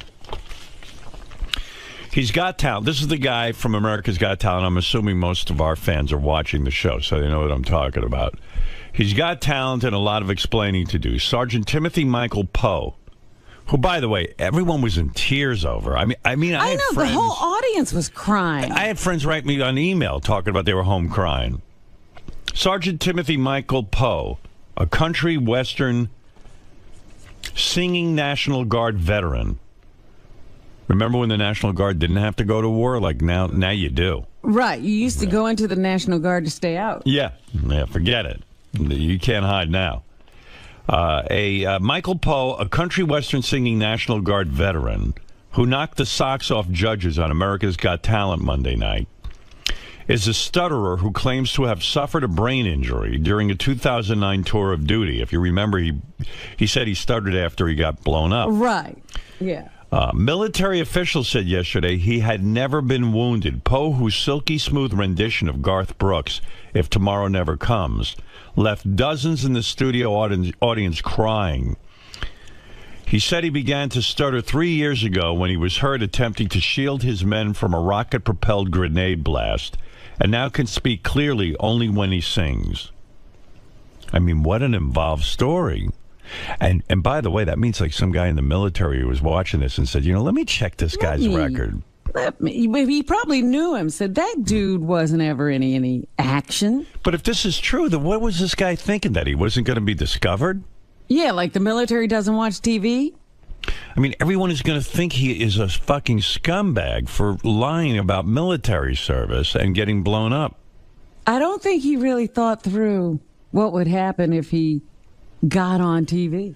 But the Minnesota National, but his wife was there with him too. And they have had scam artist teams before. Yeah, but no, the wife says, I don't know anything about this. Listen to this. But the Minnesota National Guard said yesterday that Poe was never injured in the line of duty, nor did he serve in the military for 14 years, as he claimed on national TV. He must be like one of those women who like gets themselves ill so people will feel bad for him. Munchausen's disease. He's got the male version of Munchausen's disease.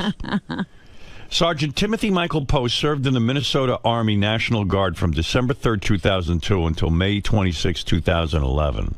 Let me do the math there. Real quick math. I think that's 9 years, not 14. Right. And performed as a... sorry, I didn't write it down. I don't see any work. I didn't do any work. And performed as a supply specialist, said Lieutenant Colonel Kevin Olson, a spokesman for the Minnesota Guard. Quote, his military records indicate that he served with the Minnesota National Guard in Kosovo from October 10, 2007 until July 15, 2008, and was deployed to Afghanistan from July 28, 2009 to August 30th, 2009. So he did serve And he was in Afghanistan. Kosovo. No, it says also, he says was deployed to Afghanistan. Oh, okay. From July 28th, 2009 to August 30th, 2009. I think that's almost like a year. But I'm not sure. I'd have to really put pencil to paper. I'm not keeping No, wait, up. let's see. July 28, 2000, July.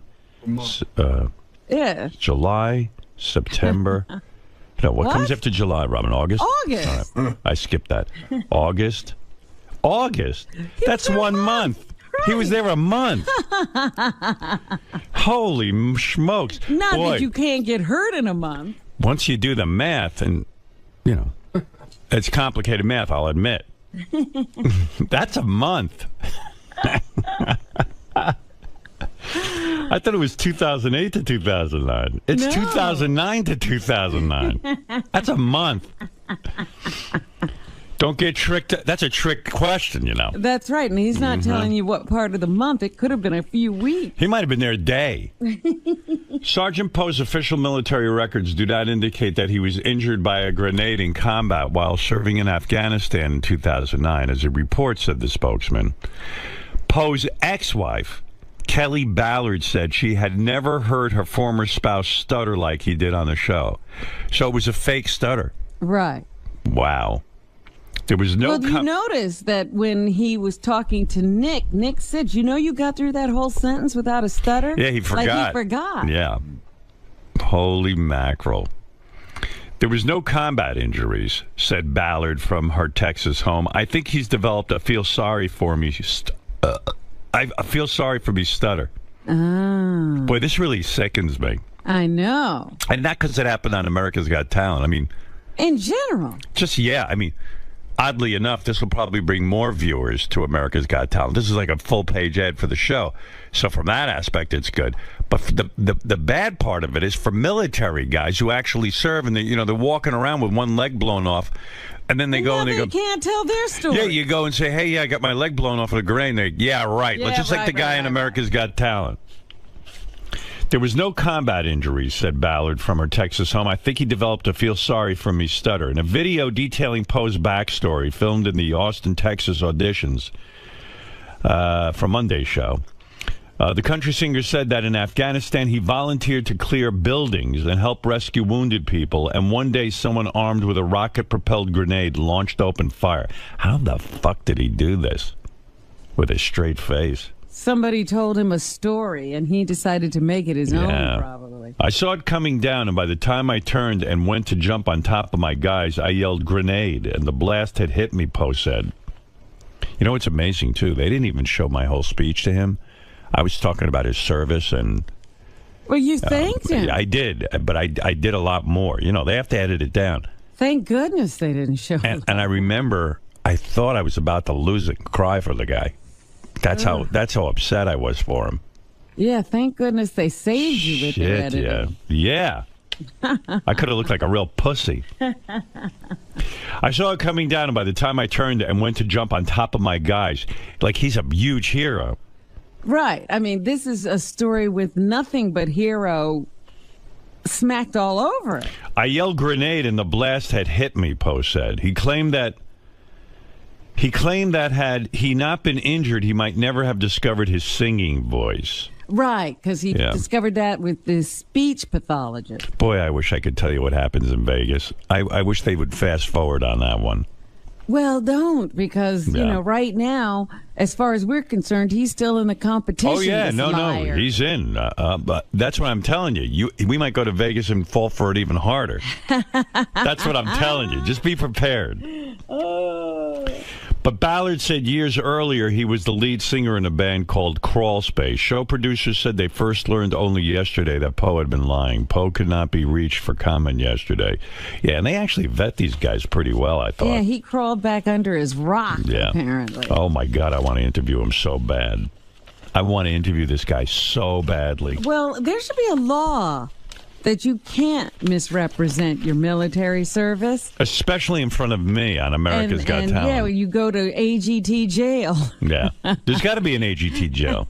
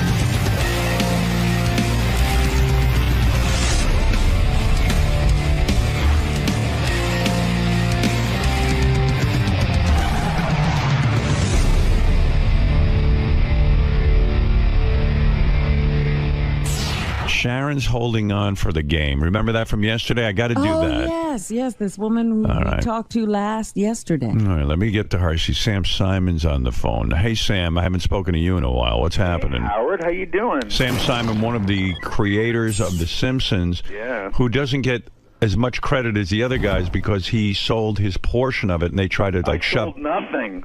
Well, No, I mean, but he left. He left, but he shouldn't have because those guys try to act like Sam had nothing to do with it, but he really they don't. I think they do, because when I saw the Hollywood Reporter article and stuff, I was like, hey, why is Sam not more prominent in this? Sam had a lot to do with it. Years, and I left after the 4th year. I heard the drawings were really shitty until Sam took over. Oh, that's true. There you go. All right, Sam. Anyway, what's on your mind? Well, I got a few things. And first of all, I want to thank you for AGT. It's my favorite show on TV. Isn't that a shock? Because of you. I was sick of the talent shows. I just was done with that stuff, and now I am so into this. I'm looking forward to the live shows and Me too. finding the winner and all that stuff. I gotta tell you, I am so thrilled by a couple of things that have happened. That I get a lot of email and tweets and things from people who say, I kind of gone away from not only America's Got Talent, but all these talent shows, and we feel like you revitalized that. I get so proud. Howard, that it's the same thing that you did with radio. It was boring, it was over, and you have brought some unpredictability to it. Yeah, I'm very excited about that, and I'm also excited that people are telling me that 99% of them are watching the show with their kids, and they're like, they can't believe that their kids are Howard Stern fans. And so it's all sort of exciting and new. Well, I don't think a lot of people know who you really are, like, this reputation. Right. I see Howard on the show, and I think it's great. Right, it's fun. Although, I mean, I like when you rewatch the show, right? Yes. When you saw this mentalist, right, psychic, what was he? No. The mind reader. The mind reader. The mind reader. Like, could you tell how he did that? Well, I actually know because I've employed a few mentalists. Oh, okay. But I tell you the truth, I thought that guy was terrific. Yeah, we know there's no real such thing as a mind reader. Right, we know it's a trick. Yes, of course. But he did a wonderful job because what I loved about him is, I don't know how you felt about him, Sam, but I thought he was very unassuming, I've had guys do that kind of thing, and the way I judge is I say, this guy's got something interesting. He's got a good presentation. Let me see what else he's got. Does he have a show in him, or is he just a one-trick pony? And that's my criteria. Well, no, I mean, I liked him, and I thought he did a good job. I thought the stuff he was saying was really good. But I don't know anything about magic, but I think but you think But I think I know. Yeah, people tweeted me. They go, "Oh, he must have had an earpiece in." No. There was no earpiece. Someone else goes, "He must be able to see underneath the tape, like from. He must be able to go look down." I think that's part of it. Yeah, this is all of the stuff. But for those of you who thought that he had a partner in the audience and a remote control thing. The producers told me afterwards, I said, the guy did a great job. They said to me, for sure, he doesn't have a shill in the audience because he had to perform it for us in a room without anyone in it. I mean, I guess he but so he provided. That's what he did. He provided his own mask, basically. But I don't want to. I mean, I actually know something about this. Okay, but. I thought he did a terrific job, and most people who are not, privy to how these things are done, were tweeting me. They go, "Is that guy for real? Is he really able to read minds?" And so, people are fascinated by this thing. It's one of the oldest tricks, but it's still very fascinating to people. Okay, well, listen, I love AGT, but there's a show I really don't like. What's that? It's called Fast Food Mania, and it stars someone that I do like, and his name is John Hine. Well, I'll be watching the show tonight. I haven't seen it yet. Well, what's wrong with it for you? Are you objecting to what he's promoting? I'm glad you're here. I hope you're feeling better. Thank you. But you're objecting to... Side with this. I heard you say you liked it. I liked it as a show. Do I like the fact that he's telling people to eat that sort of food? Oh, of course not. God, Robin, he's not just. It is a celebration of gluttony and animal abuse and global warming that is beyond belief. Well, I got to defend John for a second. I have not seen the show yet, but listen, Sam, let's be realistic.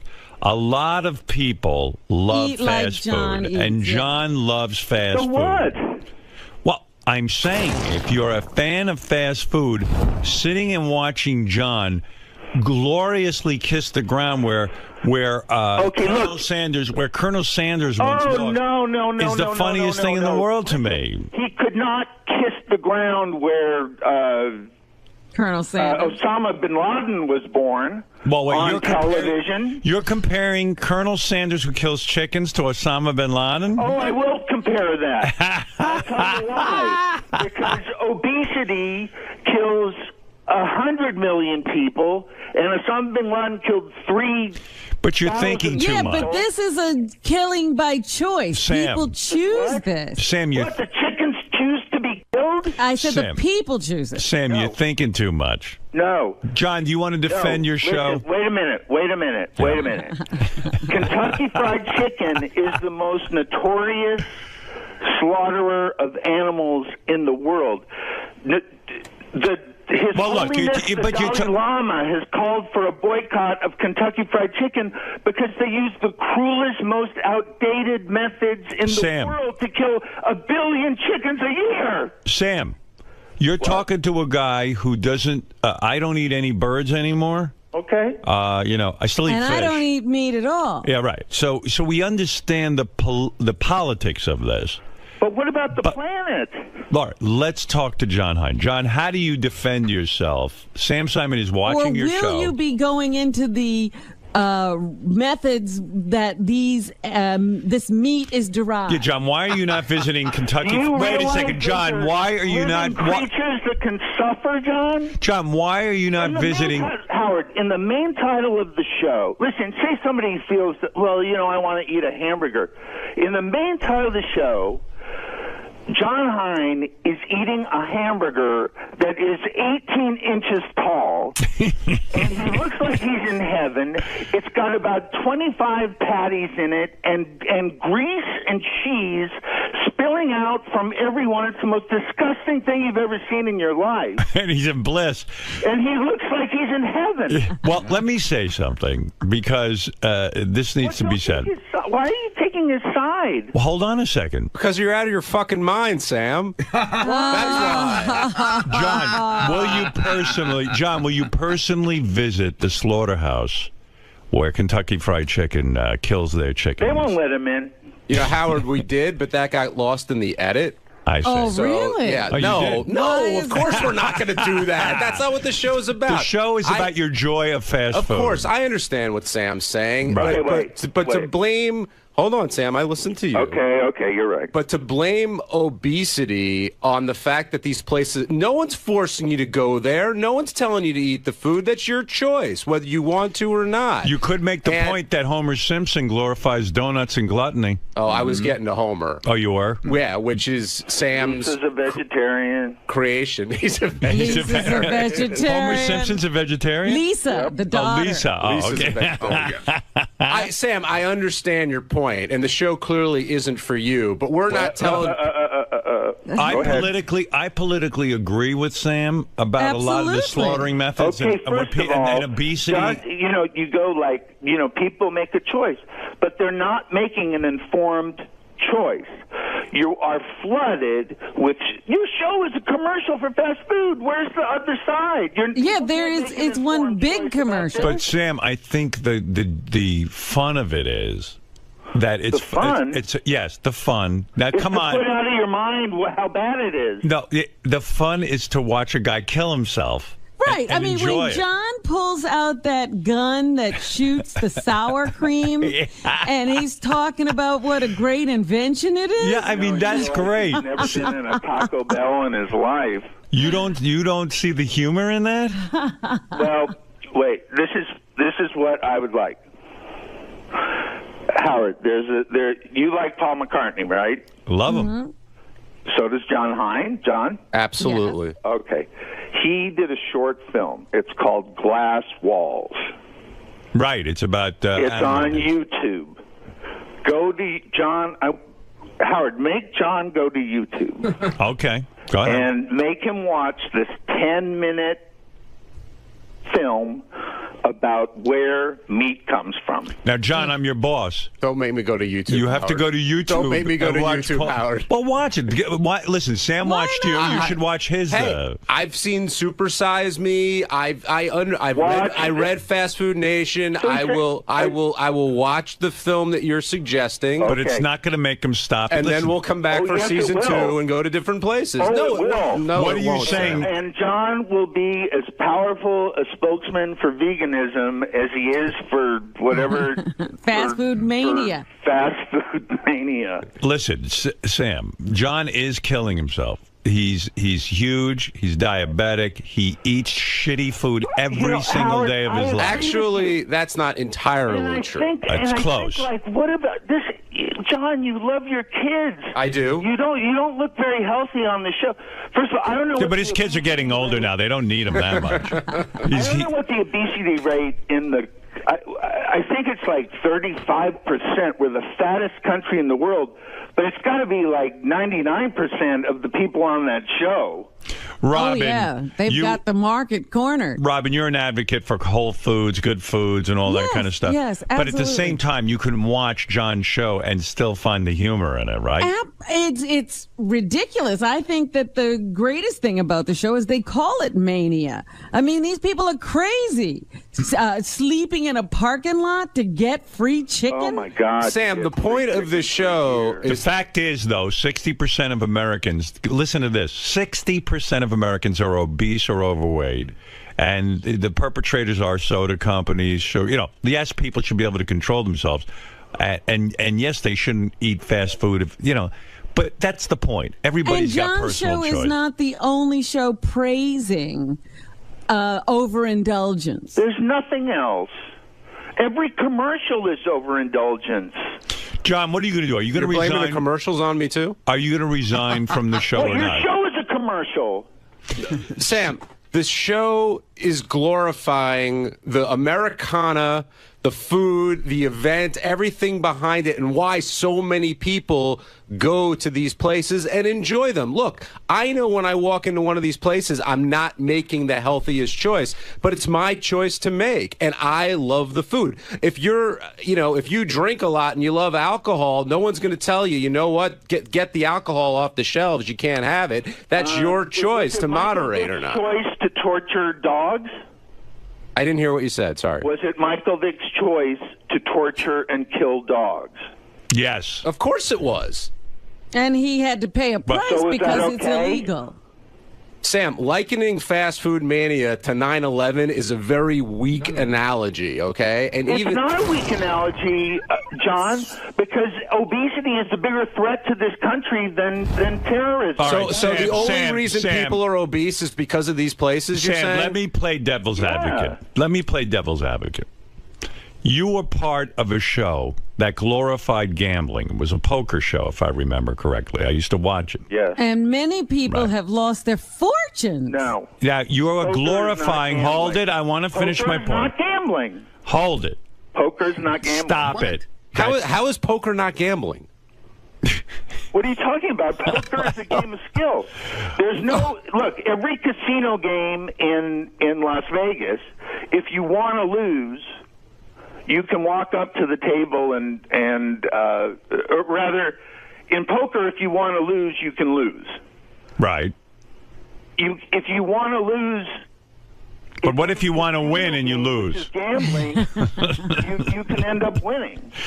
Poker is a game where you could lose a lot of money, even because you think you're going to win because you think you know what you're doing. Right. It is a game that has cost people their lives. Right. And yet you did the show. So I'm saying not that you shouldn't have done the show, but, you know. But you did, because you like gambling. That's right. But John Hein is in the same boat. He knows what he's doing isn't perfect or good for everyone, but he's doing. Do you see that point? No, because you're leaving the animals out of it. All right, so then let me give you another point. Didn't you for years manage a boxer? Yeah. Okay. Have you ever seen what boxing does to a man's brain? I mean, have you seen the human cruelty to one another? Yeah. How could you advocate that and support it? I wouldn't do it now. All right, that's fair enough. All right, you've changed your stand. The one thing I will criticize about John's show is the one thing, Robin. Well, because again, it tells you what it is.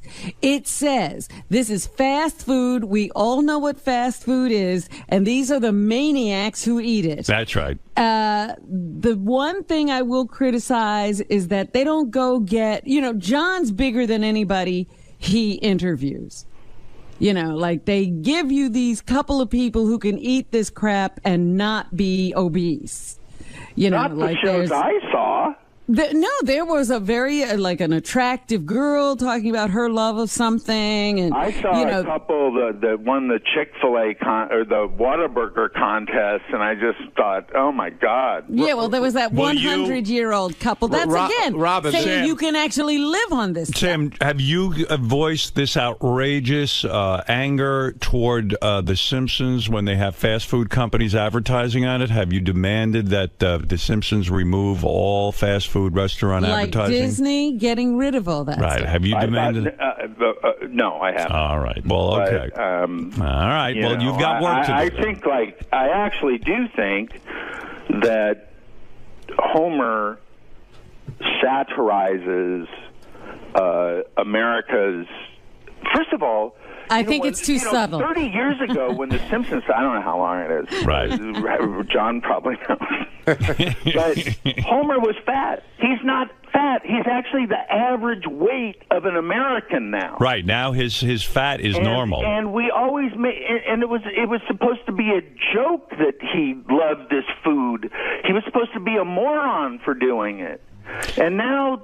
Well, I understand your point. I understand your point. John Hein, my first, what?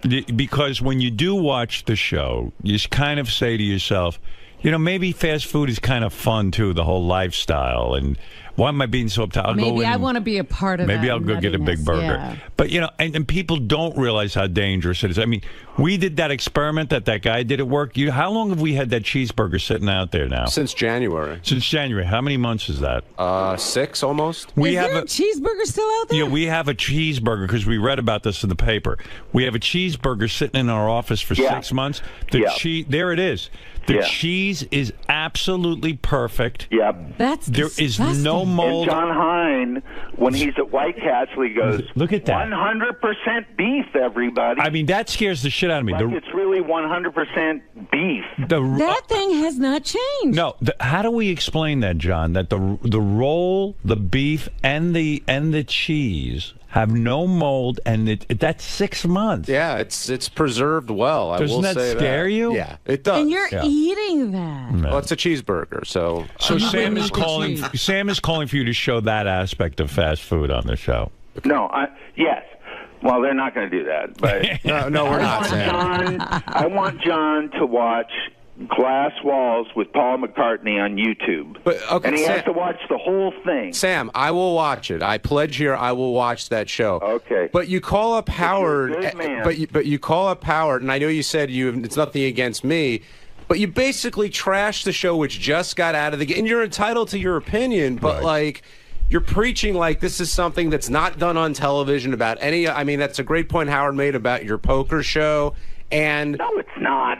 Yes, it is. You said poker. Sam, how could you say that poker isn't gambling? I think you're a smart or guy. What I say about the boxer? That's just a ridiculous statement. My poker show. We played low stakes poker. We didn't play high stakes poker. It was to show the camaraderie and fun of having. According to Artie, he dropped like $1,000 to you that night. Yeah, he lost money on that show. To most people, that ain't low stakes. Sam, you're showing the fun of playing poker and gambling, and that's fine. Actually, I happen to like that.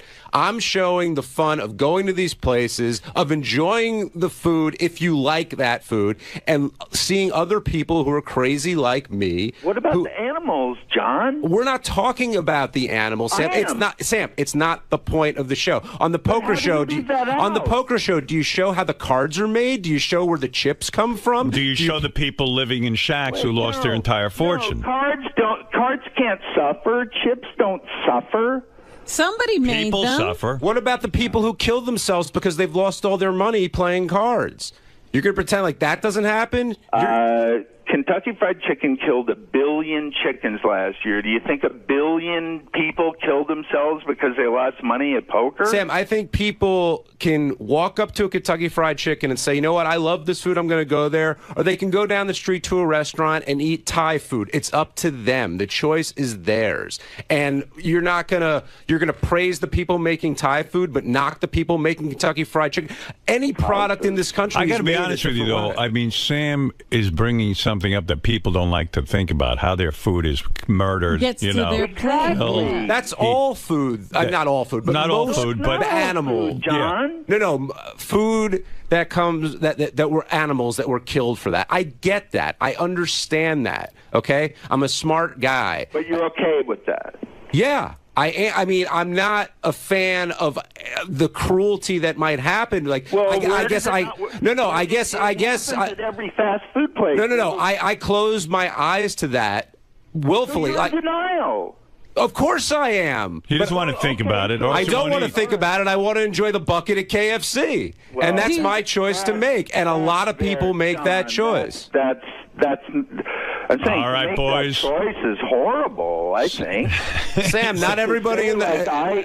No, but you're saying like you appreciate... I respect how you eat and how Robin eats and how Howard eats. That's your choice, and that's fine. But don't tell me how to eat.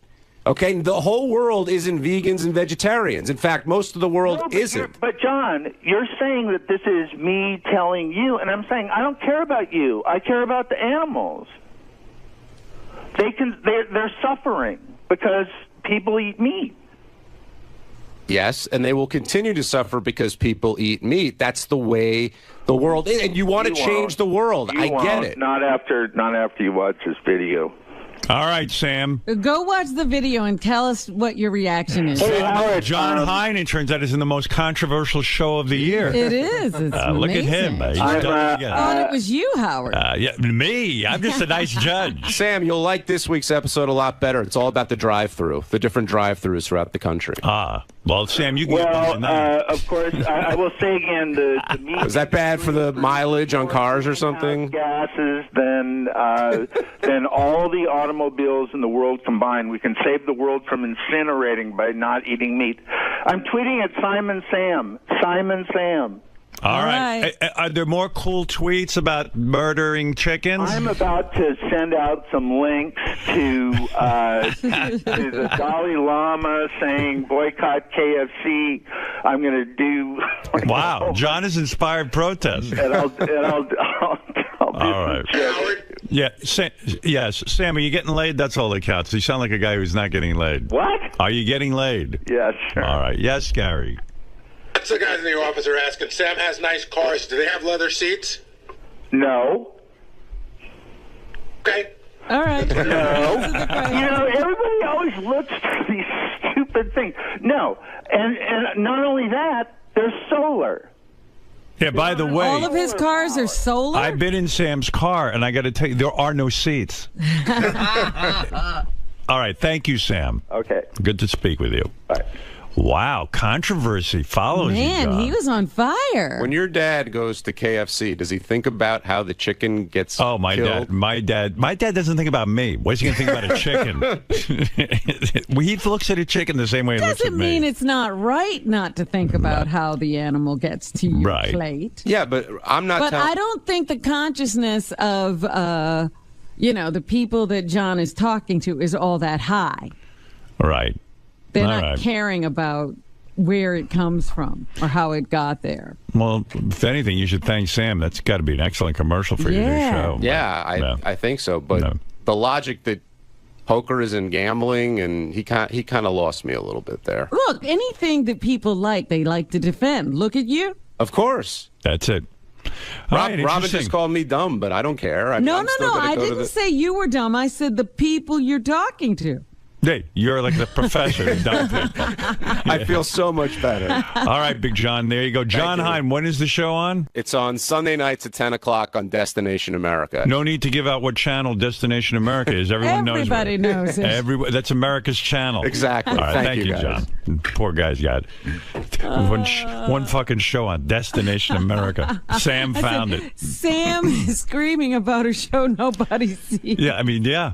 By Sam screaming about it, he actually got them some audience. He's going to make it a hit. John. Yes? Well, first off, don't they say all press is good press? I hope so.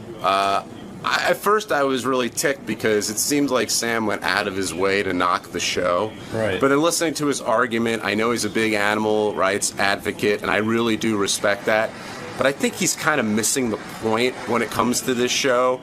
We're all about the celebration of fast food and exploring why people eat it and the history behind it. And he's just looking at how the food gets killed. And I think whenever anybody goes into any restaurant, you're not necessarily thinking about that. You're just enjoying the food. And that's the point I was trying to make. And Sam is just another hypocrite with another. We're all hypocrites, and we all have vices, and we all do things that, we all have things that we're passionate about. But when you guys pointed the finger towards him with gambling, with being a boxing manager, with the way the Simpsons portray certain elements of society, he really had no argument. I'm glad Howard brought that up. He argued it much better than I did, and it's true. I mean, I love to gamble, but you're kidding. Poker isn't gambling? Right. That's just a stupid thing to say. And with managing the boxers, though I said he wouldn't do it now, you get in the ring, you're taking your life in your hands. I'm not knocking either of those things, but people understand the consequences of what they're doing and then make their decisions accordingly. And that's all I'm saying about this. Plus, this is more about, having kids that had birthday parties at these places when they were 6 years old. The goofiness and the wackiness and the fun. This isn't a hard-hitting documentary on cuisine. That's not the point of the show. It's just to have fun at these places that so many people go to. Right, it's about the culture and nostalgia associated. Absolutely. All right, Sharon, I've kept you on hold long enough. I promised you I would get to you first thing in the morning. Oh, it's no problem. All right, Sharon. Sharon wants to play a game. I have a Bigfoot game for her. It's time to play Bigfoot Game. How is the Bigfoot game played? Glad you asked that. The Bigfoot game is very simple. If you're playing along at home, have fun and get our home game as well. The game is played very simply. We ask Bigfoot a question. Let me give you a sample. Here's the first question. This doesn't count. This is just a practice question to get you familiar with the game. We ask a question like this. What is bin Laden's first name? All right. Now, bin Laden, as you know, is Osama bin Laden. And most Americans know that name. It's gone down in infamy. But does Bigfoot know the name? But Bigfoot lives in Vermont. He's isolated. I don't know his intelligence level, but it doesn't seem all that high. And so, you'd sit there and you debate it in your head, but you got to come up. It's, listen, you got a 50-50 chance. The big thing about these games is that Bigfoot does know something. Well, we just don't know what it is. That's right. You got to tap into the Bigfoot mentality. Like, for example, I would say he probably does know Osama bin Laden. Really? Yeah, I would think so. no. You would say no. What would you say, Robin? I think he must know Osama bin Laden. Right. So this doesn't count. This is just to see where his head's at. Let's find out. Bob bin Laden. Well, actually, that's it's right in a way. His name, his real first name is Robert. He changed it. No, you would have been right, Sharon. You would have won. Yeah. Okay. You So there we go. All right. So we're going to play the Bigfoot game now. Now, Sharon, in order to get this fabulous gift of the iPad, which I love, and Citrix was kind enough to give it to us. Yes. In order to get it, you've got to get 3 out of 5 right. Oh, my gosh. Okay. Yeah. Okay, so let's start with your first question in the Bigfoot game. All right. Here we go. What is H2O? What is H2O? Now, you must know that, Sharon, right? Yeah, I know what that is. What is H2O? It's water. Water. That is correct. Now, get inside the head of Bigfoot. Absolutely not. You say, no way he knows. Now, Bigfoot had to go to school. They teach that in every school. Yeah, but what class was he in, Howard? Yeah, no way. I think he went to school for head lice. No way. All right, here we go. H2O, you say no. Fred, lock her in on a no if you don't mind. All right. That is my game show assistant, Fred. Thank you, Fred. Yeah. Most people have a beautiful woman. No. You have Fred. My Vanna White is a rather haggard. It's the bizarro world. Tired man who I met in Hartford. A true genius would have, a hot blonde. Yeah, Megan Fox would be your assistant. Even Merv Griffin knew to put a hot blonde there. But I have Fred. All right, Fred, you locked her in on a no. I did. Let's find out. The question is, what is H2O? Water. There you go. No way. You got your first one wrong. And he said it definitively. Yep, this is what I'm telling you. The game is trickier than you thought. Boy, it sure is. Yep. All right, I tell you what I'm going to do for you, Sharon, because I'm in a magnanimous mood. Oh, be in a magnanimous mood. I'm going to give you one last one. If you get it right, I'll give you the iPad. Oh, Winner good. takes all? That's it. Winner takes all, Robin. All right. That's right. Excellent. Okay. All right, we asked Bigfoot the following question. Okay. How many wheels are on a unicycle? Oh, boy. Oh, my God. Good luck. Oh, my God. How many wheels are on a unicycle? I say there's no way in hell he knows this. I agree with you. There's no you way in never hell. I know. don't think he knows what a unicycle is. You never know what Bigfoot's experience has been. He could have been involved with a circus. I have to go with my gut on this one. I've got to say no. Yeah, I could see him as like the bearded lady in a circus, and he hung out in the cage next to the unicycle man. I mean, I think he's got to think it's a bicycle. Yeah. What are you going to say? You're going to say no. He doesn't Okay. know. All right. I mean, this is the kind of thing a 7-year-old would know, so I would say he doesn't know. Yeah, there's no way. All right. Let's hope you're right. I got my fingers crossed for Let's you. hope. All right. Here we go. Bigfoot. How many wheels on a unicycle?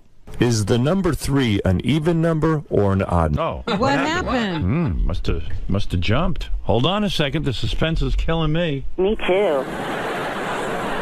Let me see something.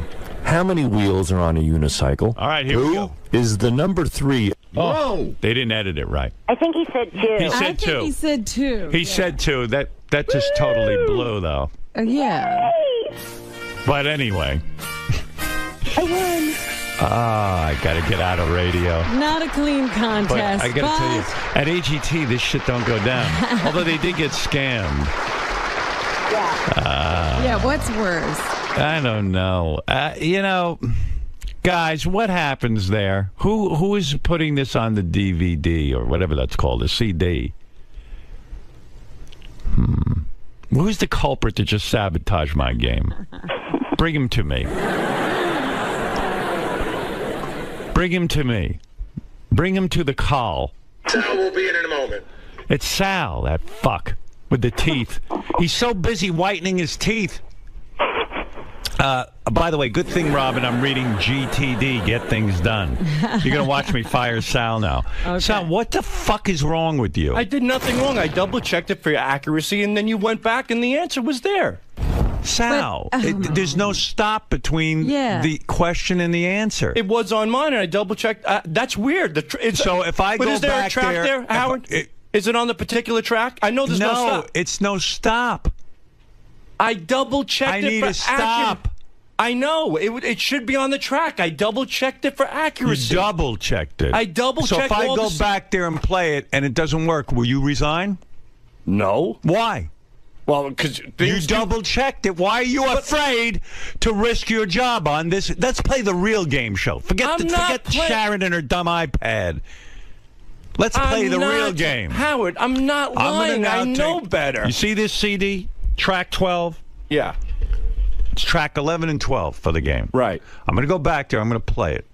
Right. If it stops, you have no problem. You have your job.